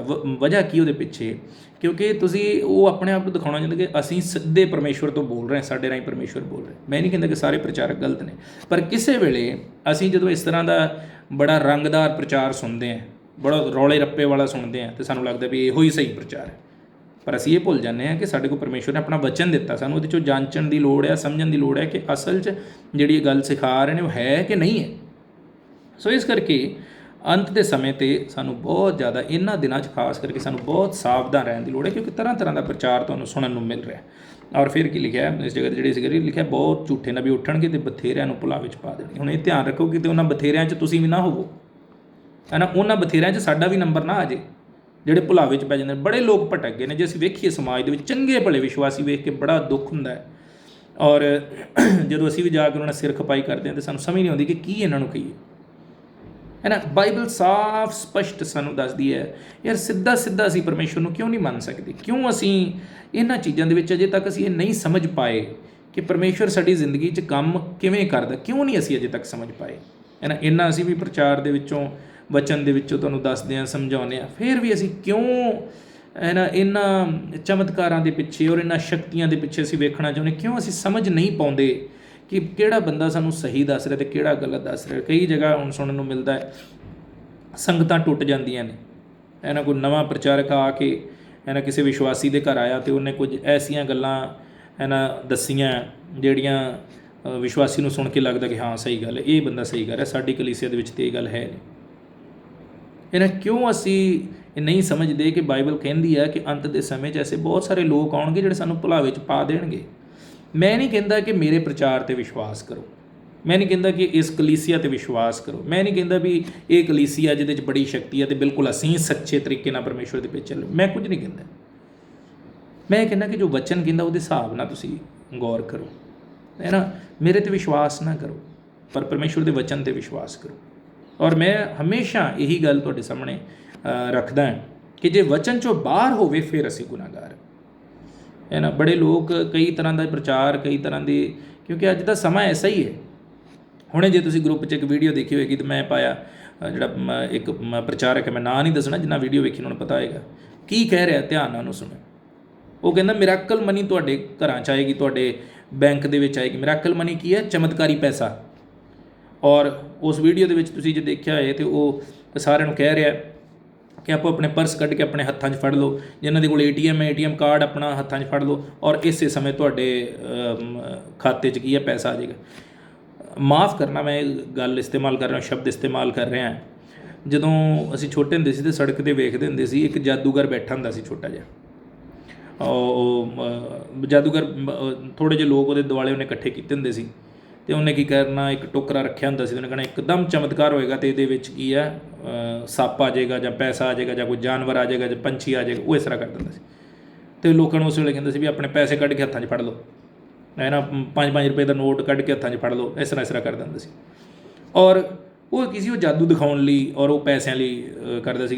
ਔਰ ਲੋਕਾਂ ਦੇ ਦਿਮਾਗ 'ਤੇ ਇੰਨਾ ਉਸ ਗੱਲ ਦਾ ਅਸਰ ਹੋ ਜਾਂਦਾ ਸੀ ਕਿ ਲੋਕ ਉਹਦੀ ਗੱਲ ਸੁਣ ਕੇ 5-5 ਦੇ ਨੋਟ, 2-2 ਰੁਪਏ ਦੇ ਨੋਟ, ਰੁਪਏ ਦੇ ਨੋਟ ਉਸ ਸਮੇਂ ਜਿਹੜੇ ਚੱਲਦੇ ਹੁੰਦੇ ਸੀ ਹੱਥਾਂ 'ਚ ਲੈ ਕੇ ਖਲੋਤੇ ਹੁੰਦੇ ਸੀ। ਉੱਥੇ ਉਹੀ ਕੀ ਆ ਅੱਜ ਦੇ ਸਮੇਂ 'ਚ। ਪਰ ਕੀ ਅਸੀਂ ਇੰਨੇ ਆਤਮਿਕ ਤੌਰ 'ਤੇ ਅੰਦਰੋਂ ਅਸੀਂ ਇੰਨੇ ਅੰਨੇ ਹੋ ਗਏ, ਇੰਨੀਆਂ ਸਾਡੀਆਂ ਅੱਖਾਂ ਬੰਦ ਹੋ ਗਈਆਂ ਕਿ ਅਸੀਂ ਇਹੋ ਜਿਹੇ ਪ੍ਰਚਾਰਕਾਂ ਦੀਆਂ ਚਾਲਾਂ ਨਹੀਂ ਸਮਝ ਸਕਦੇ, ਹੈ ਨਾ। ਔਰ ਉਹ ਜੇ ਵੀਡੀਓ 'ਚ ਦੇਖੋ, ਉਹਨੇ ਫਿਰ ਤੇਲ ਲੈ ਕੇ ਆਪਣਾ ਜਿਹੜਾ ਉਹਨੇ ਰੱਖਿਆ, ਜਿਹੜਾ ਉਹ ਵੇਚਦਾ ਹੈ, ਉਹ ATM ਕਾਰਡ 'ਤੇ ਛਿੜਕਦਾ ਔਰ ਲੋਕਾਂ ਨੂੰ ਕਹਿ ਰਿਹਾ ਕਿ ਆਪਣੇ ਖਾਤਿਆਂ 'ਚ ਤੁਸੀਂ ਚੈੱਕ ਕਰੋ, ਪੈਸੇ ਆ ਜਾਣਗੇ। ਸੋ ਇਹ ਜਿਹੜੀ ਜਾਦੂਗਰੀ ਹੈ ਨਾ, ਅਸੀਂ ਉਹਦੇ 'ਤੇ ਵਿਸ਼ਵਾਸ ਕਰਨ ਲਈ ਤਿਆਰ। ਪਰ ਪਰਮੇਸ਼ਵਰ ਦਾ ਜੋ ਸੱਚਾ ਵਚਨ, ਸੱਚਾ ਪ੍ਰਚਾਰ ਹੈ ਨਾ, ਪਰਮੇਸ਼ਵਰ ਦੇ ਵਚਨ ਜੋ ਸੱਚੀਆਂ ਗੱਲਾਂ ਸਾਡੇ ਸਾਹਮਣੇ ਦੇ ਸੀ, ਉਹਨਾਂ 'ਤੇ ਵਿਸ਼ਵਾਸ ਨਹੀਂ ਕਰਦੇ। ਮੇਰੀ ਗੱਲ 'ਤੇ ਵਿਸ਼ਵਾਸ ਨਹੀਂ, ਇਹ ਨਹੀਂ ਕਿ ਤੁਸੀਂ ਮੇਰੇ ਪ੍ਰਚਾਰ 'ਤੇ ਵਿਸ਼ਵਾਸ ਨਹੀਂ ਕਰਦੇ, ਬਲਕਿ ਜੇ ਅਸੀਂ ਸ਼ੱਕ ਕਰਦੇ ਤਾਂ ਅਸੀਂ ਪਰਮੇਸ਼ਵਰ ਦੇ ਵਚਨ 'ਤੇ ਵੀ ਵਿਸ਼ਵਾਸ ਨਹੀਂ ਕਰਦੇ, ਕਿਉਂਕਿ ਮੈਂ ਤਾਂ ਜੋ ਵਚਨ 'ਚ ਲਿਖਿਆ ਉਹੀ ਤੁਹਾਡੇ ਸਾਹਮਣੇ ਰੱਖਿਆ। ਸੋ ਸਾਡੇ ਵੀ ਕੰਨਾਂ ਨੂੰ ਆਦਤ ਪੈ ਗਈ ਹੈ ਇਹੋ ਜਿਹੀਆਂ ਗੱਲਾਂ ਸੁਣਨ ਦੀ, ਚਮਤਕਾਰੀ ਗੱਲਾਂ ਸੁਣਨ ਦੀ, ਹੈ ਨਾ। ਸਾਨੂੰ ਉਹੀ ਚੰਗੀਆਂ ਲੱਗਦਾ ਔਰ ਸ਼ੈਤਾਨ ਉਸੇ ਚੀਜ਼ ਦਾ ਫਾਇਦਾ ਉਠਾ ਰਿਹਾ। ਉਹੀ ਪ੍ਰਚਾਰ, ਐਸੀਆਂ ਗੱਲਾਂ ਹੀ ਉਹ ਸਾਡੇ ਸਾਹਮਣੇ ਲੈ ਕੇ ਆਉਂਦਾ। ਪਰ ਵਚਨ ਕੀ ਕਹਿੰਦਾ ਹੈ? ਲਿਖਿਆ ਬਹੁਤ ਝੂਠੇ ਨਬੀ ਉੱਠਣਗੇ ਅਤੇ ਬਥੇਰਿਆਂ ਨੂੰ ਭੁਲਾਵੇ 'ਚ ਪਾ ਦੇਣਗੇ। ਸੋ ਭੁਲਾਵੇ 'ਚ ਨਹੀਂ ਪੈਣਾ, ਅੰਤ ਸਮੇਂ 'ਚ ਜ਼ਿਆਦਾ ਸਾਵਧਾਨ ਹੋਣ ਦੀ ਜ਼ਰੂਰਤ ਹੈ। ਔਰ ਫਿਰ ਅੱਗੇ ਲਿਖਿਆ ਅਤੇ ਕੁਧਰਮ ਦੇ ਵਧਣ ਕਰਕੇ ਬਹੁਤਿਆਂ ਦੀ ਪ੍ਰੀਤ ਠੰਡੀ ਹੋ ਜਾਵੇਗੀ। ਬੁਰਾਈ ਇੰਨੀ ਵੱਧ ਜਾਏਗੀ ਕਿ ਬਹੁਤੇ ਲੋਕ ਪਰਮੇਸ਼ਵਰ ਨਾਲ ਪਿਆਰ ਕਰਨਾ ਛੱਡ ਦੇਣਗੇ, ਹੈ ਨਾ। ਜੇ ਅਸੀਂ ਵੇਖੀਏ, ਹੈ ਨਾ, ਮੈਂ ਵੀ ਆਪਣੀ ਜ਼ਿੰਦਗੀ 'ਚ ਕਮੀਆਂ ਕਮਜ਼ੋਰੀਆਂ ਬਹੁਤ ਵਾਰੀ ਇਸਤੇਮਾਲ ਕਰਦਾ, ਇਸਤੇਮਾਲ ਹੁੰਦੇ ਆ ਆਪਣੇ ਆਪ ਨੂੰ, ਮਤਲਬ ਵੇਖਦਾ ਹਾਂ ਕਿ ਮੇਰੀ ਜ਼ਿੰਦਗੀ 'ਚ ਬਹੁਤ ਸਾਰੀਆਂ ਕਮੀਆਂ ਕਮਜ਼ੋਰੀਆਂ, ਹੈ ਨਾ। ਔਰ ਇਸ ਸਮੇਂ ਦਾ ਇਸਤੇਮਾਲ ਜਿਹੜਾ ਹੈ ਸਾਨੂੰ ਪਰਮੇਸ਼ਵਰ ਦੇ ਹੋਰ ਜ਼ਿਆਦਾ ਨੇੜੇ ਜਾਣ ਲਈ ਕਰਨ ਦੀ ਜ਼ਰੂਰਤ। ਆਪਣੀ ਜ਼ਿੰਦਗੀ 'ਚ ਕਮੀਆਂ ਦਿਖਾਈ ਦਿੰਦੀਆਂ ਨੇ, ਹਰੇਕ ਨੂੰ ਦਿਖਾਈ ਦਿੰਦੀਆਂ। ਪਰ ਕੀ ਲਿਖਿਆ ਐਸੇ ਨਹੀਂ ਹੋ ਜਾਣਾ ਚਾਹੀਦਾ ਕਿ ਸਾਡਾ ਪਿਆਰ ਹੀ ਪਰਮੇਸ਼ਵਰ ਦੇ ਨਾਲੋਂ ਟੁੱਟ ਜਾਏ। ਸਮਾਂ ਹੈ ਆ ਤਰ੍ਹਾਂ ਤਰ੍ਹਾਂ ਦੇ ਪ੍ਰਚਾਰ ਸੁਣ ਕੇ ਹੀ ਕਿਸੇ ਵੇਲੇ ਅਸੀਂ ਪਰੇਸ਼ਾਨ ਹੋ ਜਾਂਦੇ ਕਿ ਯਾਰ ਕੌਣ ਸਹੀ ਕਰ ਰਿਹਾ, ਸਾਡਾ ਭਾਈ ਸਹੀ ਪ੍ਰਚਾਰ ਕਰ ਰਿਹਾ ਕਿ ਫਲਾਣਾ ਭਾਈ ਸਹੀ ਪ੍ਰਚਾਰ ਕਰ ਰਿਹਾ ਕਿ ਆਹ ਸਹੀ ਪ੍ਰਚਾਰ ਕਰ ਰਿਹਾ ਕਿ ਉਹ ਸਹੀ ਪ੍ਰਚਾਰ ਕਰ ਰਿਹਾ। ਤਾਂ ਸਭ ਤੋਂ ਵਧੀਆ ਤਰੀਕਾ ਕਿ ਓਨਾ ਹੀ ਸੁਣੀਏ ਜਿੰਨੀ ਜ਼ਰੂਰਤ ਹੈ। 24 ਘੰਟੇ ਸੁਣਦੇ ਰਹਾਂਗੇ, ਬਾਈਬਲ ਦੇ ਵਿੱਚ ਲਿਖਿਆ ਬਹੁਤਾ ਪੜ੍ਹਨਾ ਵੀ ਦਿਮਾਗ ਨੂੰ ਸਿਖਾ ਦਿੰਦਾ। ਜੇ ਅੰਗਰੇਜ਼ੀ ਦੇ ਅਨੁਵਾਦ 'ਚ ਜੇ ਅਸੀਂ ਵੇਖੀਏ ਤਾਂ ਉਸ ਹਿਸਾਬ ਨਾਲ ਕੀ ਹੈ, ਬਹੁਤਾ ਗਿਆਨ ਇਨਸਾਨ ਨੂੰ ਥਕਾ ਦਿੰਦਾ ਹੈ ਨਾ, ਦਿਮਾਗ ਸਾਡਾ ਥੱਕ ਜਾਂਦਾ ਹੈ ਔਰ ਇਸ ਕਰਕੇ ਫਿਰ ਕੀ ਅਸੀਂ ਪਰੇਸ਼ਾਨ ਹੋ ਜਾਂਦੇ ਹਾਂ। ਇਸ ਕਰਕੇ ਵਚਨ ਨੂੰ ਸੁਣੀਏ। ਕੋਈ ਇੱਕ ਦੋ ਪ੍ਰਚਾਰਕ ਜਿਹੜੇ ਤੁਹਾਨੂੰ ਲੱਗਦਾ ਸਹੀ ਪ੍ਰਚਾਰ ਕਰਦੇ ਨੇ ਉਹਨਾਂ ਦੇ ਮੈਸੇਜ ਸੁਣੀਏ। ਮੈਂ ਆਪ ਸੁਣਦਾ, 2-3 ਪ੍ਰਚਾਰਕ ਨੇ ਅੰਗਰੇਜ਼ ਜਿਨ੍ਹਾਂ ਦੇ ਮੈਸੇਜ ਮੈਂ ਸੁਣਦਾ, ਹਰੇਕ ਦਾ ਨਹੀਂ ਸੁਣਦਾ। ਭਾਰਤ ਦੇ ਤਾਂ ਕਿਸੇ ਪ੍ਰਚਾਰਕ ਦਾ ਮੈਂ ਸੁਣਦਾ ਹੀ ਨਹੀਂ ਪ੍ਰਚਾਰ। ਜਿਹੜੇ ਆਪਣੇ ਪ੍ਰਚਾਰਕ ਇੱਧਰੋਂ ਉੱਧਰੋਂ ਲੈ ਕੇ, ਕੋਈ ਇੱਕ ਦੋ ਪ੍ਰਚਾਰਕ ਨੇ ਜਿਹੜੇ ਸਹੀ ਪ੍ਰਚਾਰ ਕਰਦੇ ਨੇ, ਪਰ ਬਹੁਤੇ ਕੀ ਨੇ ਇੱਧਰੋਂ ਉੱਧਰੋਂ ਸੁਣ ਕੇ ਹੀ ਅਤੇ ਰੰਗਦਾਰ ਗੱਲਾਂ ਦੱਸ ਕੇ ਲੋਕਾਂ ਨੂੰ ਮਗਰ ਲਾਉਣ ਵਾਲੀ ਗੱਲ। ਸੋ ਇਸ ਕਰਕੇ ਕੋਈ ਇੱਕ ਦੋ ਪ੍ਰਚਾਰਕ ਦੇਖੀਏ ਜਿਨ੍ਹਾਂ ਦਾ ਜਿਹੜਾ ਤੁਹਾਨੂੰ ਲੱਗਦਾ ਤੁਹਾਡੇ ਦਿਲ ਨੂੰ ਗੱਲ ਛੂੰਹਦੀ ਹੈ ਨਾ, ਪਰਮੇਸ਼ਵਰ ਦਾ ਆਤਮਾ ਉਹਨਾਂ ਦੇ ਰਾਹੀਂ ਤੁਹਾਡੇ ਨਾਲ ਗੱਲ ਕਰਦਾ, ਉਹਨਾਂ ਦਾ ਮੈਸੇਜ ਸੁਣੀਏ ਹੈ ਨਾ, ਉਹਨਾਂ ਦੇ ਸੰਦੇਸ਼ ਜਦੋਂ ਵੀ ਤੁਹਾਨੂੰ ਮੌਕਾ ਮਿਲੇ ਸੁਣੀਏ। ਹਰ ਕਿਸੇ ਨੂੰ ਨਾ ਸੁਣਨ ਦੀ ਕੋਸ਼ਿਸ਼ ਕਰੀਏ, ਨਹੀਂ ਤਾਂ ਕੀ ਹੈ ਅਸੀਂ ਭੁਲਾਵੇ 'ਚ ਪੈ ਜਾਵਾਂਗੇ। ਔਰ ਫਿਰ ਲਿਖਿਆ ਬਹੁਤਿਆਂ ਦੀ ਪ੍ਰੀਤ ਠੰਡੀ ਹੋ ਜਾਵੇਗੀ। ਇਸ ਕਰਕੇ ਸਾਡਾ ਵਿਸ਼ਵਾਸ, ਸਾਡਾ ਪਿਆਰ ਪਰਮੇਸ਼ਵਰ ਦੇ ਨਾਲ ਬਣਿਆ ਰਹਿਣਾ ਚਾਹੀਦਾ, ਕਿਤੇ ਉਹ ਠੰਡਾ ਨਾ ਪੈ ਜੇ। ਪਰ ਜਿਹੜਾ ਅੰਤ ਤੋੜੀ ਸਹੇਗਾ ਸੋਈ ਬਚਾਇਆ ਜਾਵੇਗਾ ਅਤੇ ਰਾਜ ਦੀ ਇਸ ਖੁਸ਼ਖਬਰੀ ਦਾ ਪ੍ਰਚਾਰ ਸਾਰੀ ਦੁਨੀਆ ਵਿੱਚ ਕੀਤਾ ਜਾਵੇਗਾ। ਜੋ ਸਭ ਕੌਮਾਂ ਉੱਤੇ ਸਾਖੀ ਹੋਵੇ, ਤਦ ਅੰਤ ਆਵੇਗਾ। ਅਜੇ ਇਸ ਦੁਨੀਆ ਦੇ ਵਿੱਚ ਕਰੋੜਾਂ ਲੋਕ ਨੇ ਜਿਨ੍ਹਾਂ ਤੱਕ ਪਰਮੇਸ਼ਵਰ ਦਾ ਵਚਨ ਨਹੀਂ ਪਹੁੰਚਿਆ। ਕਰੋੜਾਂ ਲੋਕ। ਤੁਸੀਂ ਆਪਣੇ ਪਿੰਡ 'ਚ, ਆਪਣੇ ਸਮਾਜ ਦੇ ਵਿੱਚ ਹੀ ਜੇ ਜਾ ਕੇ, ਕਈ ਵਾਰੀ ਤੁਹਾਨੂੰ ਐਸੇ ਲੋਕ ਮਿਲ ਜਾਣਗੇ ਜਦੋਂ ਤੁਸੀਂ ਉਹਨਾਂ ਨੂੰ ਪੁੱਛਦੇ ਯਿਸੂ ਮਸੀਹ ਬਾਰੇ ਸੁਣਿਆ, ਅਤੇ ਬਹੁਤ ਸਾਰੇ ਲੋਕ, ਮੇਰਾ ਆਪਣਾ ਤਜਰਬਾ, ਜਦੋਂ ਜਾ ਕੇ ਪੁੱਛੀਦਾ ਤਾਂ ਲੋਕ ਕਹਿੰਦੇ ਨਹੀਂ ਜੀ ਅਸੀਂ ਸੁਣਿਆ ਨਹੀਂ। ਸੋ ਅਜੇ ਕਰੋੜਾਂ ਲੋਕ ਨੇ ਜਿਨ੍ਹਾਂ ਨੂੰ ਪ੍ਰਭੂ ਬਾਰੇ ਵਚਨ ਨਹੀਂ, ਜਿਨ੍ਹਾਂ ਨੇ ਸੁਣਿਆ। ਸੋ ਪਰਮੇਸ਼ਵਰ ਕਹਿੰਦਾ ਉਹ ਵੀ ਇੱਕ ਨਿਸ਼ਾਨੀ ਹੋਏਗੀ ਕਿ ਸਭ ਲੋਕਾਂ 'ਤੇ ਖੁਸ਼ਖਬਰੀ ਦਾ ਪ੍ਰਚਾਰ ਕੀਤਾ ਜਾਏਗਾ। ਹੋ ਰਿਹਾ ਵਾ ਬਹੁਤ, ਮਤਲਬ ਤਕਰੀਬਨ ਦੁਨੀਆ ਦੇ ਵਿੱਚ ਮੇਰਾ ਖਿਆਲ ਹੈ ਜ਼ਿਆਦਾ ਨਹੀਂ ਤੇ 70-80% ਲੋਕ ਸੁਣ ਹੀ ਚੁੱਕੇ ਹੋਣਗੇ, ਕੋਈ 20% ਜਿਹੜੇ ਨੇ ਨਹੀਂ ਹੋਣਗੇ। ਇਹ ਨਹੀਂ ਕਹਿ ਰਿਹਾ ਕਿ ਇਸ ਤਰ੍ਹਾਂ ਹੀ ਹੈ, ਪਰ ਮੈਂ ਵੈਸੇ ਆਪਣੇ ਮਨ 'ਚ ਸੋਚਦਾ ਵੀ ਸ਼ਾਇਦ ਇੰਨਾ ਹੋ ਚੁੱਕਾ ਹੋਏਗਾ ਹੈ ਨਾ, ਜਿਸ ਤਰ੍ਹਾਂ ਇੰਟਰਨੈੱਟ 'ਤੇ ਔਰ 24 ਘੰਟੇ ਪ੍ਰਚਾਰ ਚੱਲਦਾ। ਪਰ ਬਹੁਤ ਲੋਕ ਨੇ ਜਿਨ੍ਹਾਂ ਅਜੇ ਨਹੀਂ ਸੁਣਿਆ। ਪ੍ਰਭੂ ਕਹਿੰਦਾ ਉਹ ਵੀ ਨਿਸ਼ਾਨੀ ਹੋਏਗੀ ਕਿ ਸਭ ਲੋਕ ਪ੍ਰਚਾਰ ਸੁਣਨਗੇ। ਸੋ ਇਸ ਕਰਕੇ ਇਹ ਜਿਹੜੀਆਂ ਗੱਲਾਂ ਅਸੀਂ ਵਚਨ ਦੇ ਵਿੱਚ ਵੇਖਿਆ ਹੈ ਨਾ, ਇਹਨਾਂ 'ਤੇ ਗੌਰ ਕਰਨਾ, ਐਵੇਂ ਹੀ ਹਰ ਗੱਲ 'ਤੇ ਵਿਸ਼ਵਾਸ ਨਹੀਂ ਕਰਨਾ। ਤਿਆਰ ਰਹੀਏ। ਇਹ ਮਹਾਂਮਾਰੀ ਵੀ ਇੱਕ ਨਿਸ਼ਾਨੀ ਹੈ ਕਿ ਅੰਤ ਦਾ ਸਮਾਂ ਚੱਲ ਰਿਹਾ, ਅੰਤ ਦਾ ਸਮਾਂ ਸ਼ੁਰੂ ਹੋ ਚੁੱਕਿਆ ਹੈ।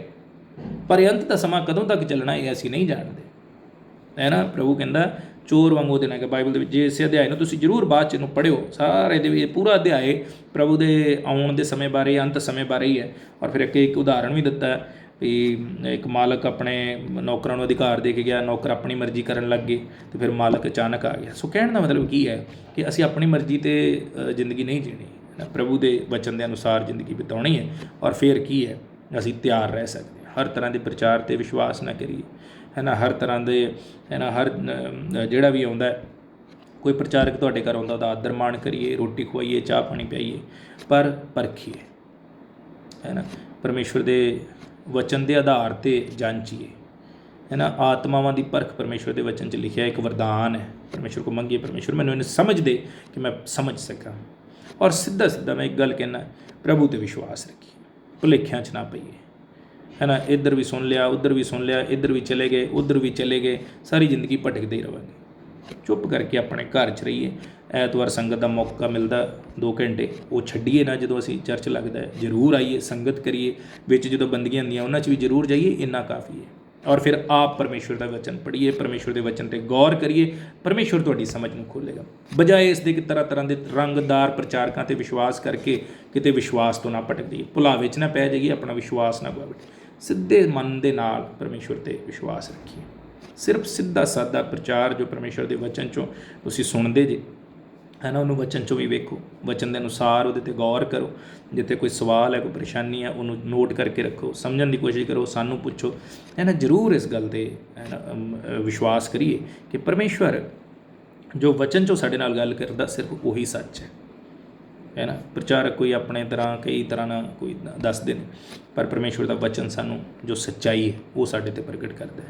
ਬਾਈਬਲ ਦੇ ਵਿੱਚ ਬਹੁਤ ਸਾਰੀਆਂ ਗੱਲਾਂ ਨੇ ਇਸ ਬਾਰੇ, ਜੇ ਹੋਰ ਵੀ ਤੁਹਾਨੂੰ ਮੈਂ ਦੱਸਣਾ ਹੋਵੇ ਤਾਂ ਭਾਵੇਂ ਜਿੰਨਾ ਦੇਰ ਮਰਜ਼ੀ ਬੈਠੇ ਰਹੀ।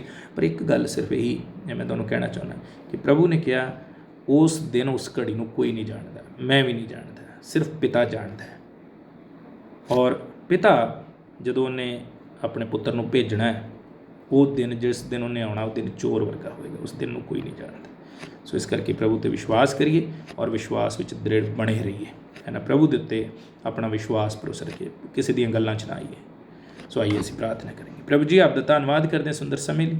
ਆਪ ਦੇ ਵਚਨ 'ਚ ਬਹੁਤ ਸੁੰਦਰ ਢੰਗ ਨਾਲ ਆਪਨੇ ਸਾਡੇ ਨਾਲ ਗੱਲ ਕੀਤੀ। ਧੰਨਵਾਦ ਕਰਦੇ ਪਿਆਰੇ ਪਰਮੇਸ਼ਵਰ। ਔਰ ਸਾਡੀ ਮਦਦ ਸਹਾਇਤਾ ਕਰੋ। ਅੰਤ ਦਾ ਸਮਾਂ ਜਦ ਸ਼ੁਰੂ ਹੋ ਚੁੱਕਿਆ, ਖੁਦਾਵੰਦ ਖੁਦਾ ਮਹਾਨ ਪਰਮੇਸ਼ਵਰ ਪ੍ਰਭੂ, ਅਸੀਂ ਨਹੀਂ ਜਾਣਦੇ ਕਿ ਉਹ ਪਾਲੋ ਘੜੀ ਕਦੋਂ ਆ ਜਾਣੀ ਹੈ, ਪਰ ਸਾਨੂੰ ਆਪਨੇ ਤਿਆਰ ਰਹਿਣ ਲਈ ਕਿਹਾ। ਜਿਨ੍ਹਾਂ ਮੇਰੇ ਭੈਣਾਂ ਭਾਈ ਨੇ ਤੌਬਾ ਨਹੀਂ ਕੀਤੀ, ਮੇਰੀ ਉਹਨਾਂ ਲਈ ਵੀ ਪ੍ਰਾਰਥਨਾ ਹੈ ਕਿ ਆਪਣੀ ਜ਼ਿੰਦਗੀ ਨੂੰ ਜਾਂਚਣ ਪਰਖਣ ਔਰ ਤੌਬਾ ਕਰਕੇ ਆਪਣਾ ਜੀਵਨ ਆਪਦੇ ਹੱਥਾਂ 'ਚ ਦੇ ਦੇਣ, ਤਾਂ ਕਿ ਅਸੀਂ ਉਹਨਾਂ 5 ਸਿਆਣੀਆਂ ਵਰਗੇ ਹੋਈਏ ਪ੍ਰਭੂ, ਜੋ ਸਿਆਣੀਆਂ ਕੁਆਰੀਆਂ ਸਨ, ਜਿਹੜੀਆਂ ਤਿਆਰ ਰਹੀਆਂ ਪਿਆਰੇ ਪਰਮੇਸ਼ਵਰ। ਪ੍ਰਭੂ, ਇਸ ਤਰ੍ਹਾਂ ਅਸੀਂ ਵੀ ਤਿਆਰ ਰਹਿ ਸਕੀਏ ਔਰ ਸਾਡੀ ਮਦਦ ਕਰੋ, ਆਤਮਾਵਾਂ ਦੀ ਪਛਾਣ ਕਰ ਸਕੀਏ, ਪ੍ਰਚਾਰਕਾਂ ਦੀ ਸਾਨੂੰ ਪਰਖ ਹੋ ਸਕੇ, ਪ੍ਰਚਾਰ ਦੀ ਪਰਖ ਹੋ ਸਕੇ। ਪ੍ਰਭੂ, ਮੇਰੇ ਇੱਕ ਭੈਣ ਭਾਈ ਲਈ ਮੇਰੀ ਇਹ ਪ੍ਰਾਰਥਨਾ ਹੈ, ਤਾਂ ਕਿ ਅਸੀਂ ਭੁਲਾਵੇ 'ਚ ਨਾ ਪੈ ਜਾਈਏ, ਸਾਡਾ ਵਿਸ਼ਵਾਸ ਨਾ ਜਾਂਦਾ ਰਹੇ ਔਰ ਸਾਡੀ ਪ੍ਰੀਤ ਆਪਦੇ ਨਾਲ ਠੰਡੀ ਨਾ ਪੈ ਜਾਏ ਪਿਆਰੇ ਪਰਮੇਸ਼ਵਰ। ਅੰਤ ਦਾ ਸਮਾਂ ਸਮਾਜ ਦੇ ਵਿੱਚ ਬਹੁਤ ਸਾਰੀ ਬੁਰਾਈ ਹੈ, ਤਰ੍ਹਾਂ ਤਰ੍ਹਾਂ ਦੇ ਚਿੰਨ੍ਹ, ਤਰ੍ਹਾਂ ਤਰ੍ਹਾਂ ਦੀਆਂ ਨਿਸ਼ਾਨੀਆਂ ਸਾਨੂੰ ਵੇਖਣ ਨੂੰ ਮਿਲਦੀਆਂ ਨੇ, ਪਰ ਪਿਆਰੇ ਪਰਮੇਸ਼ਵਰ ਸਾਡੀ ਮਦਦ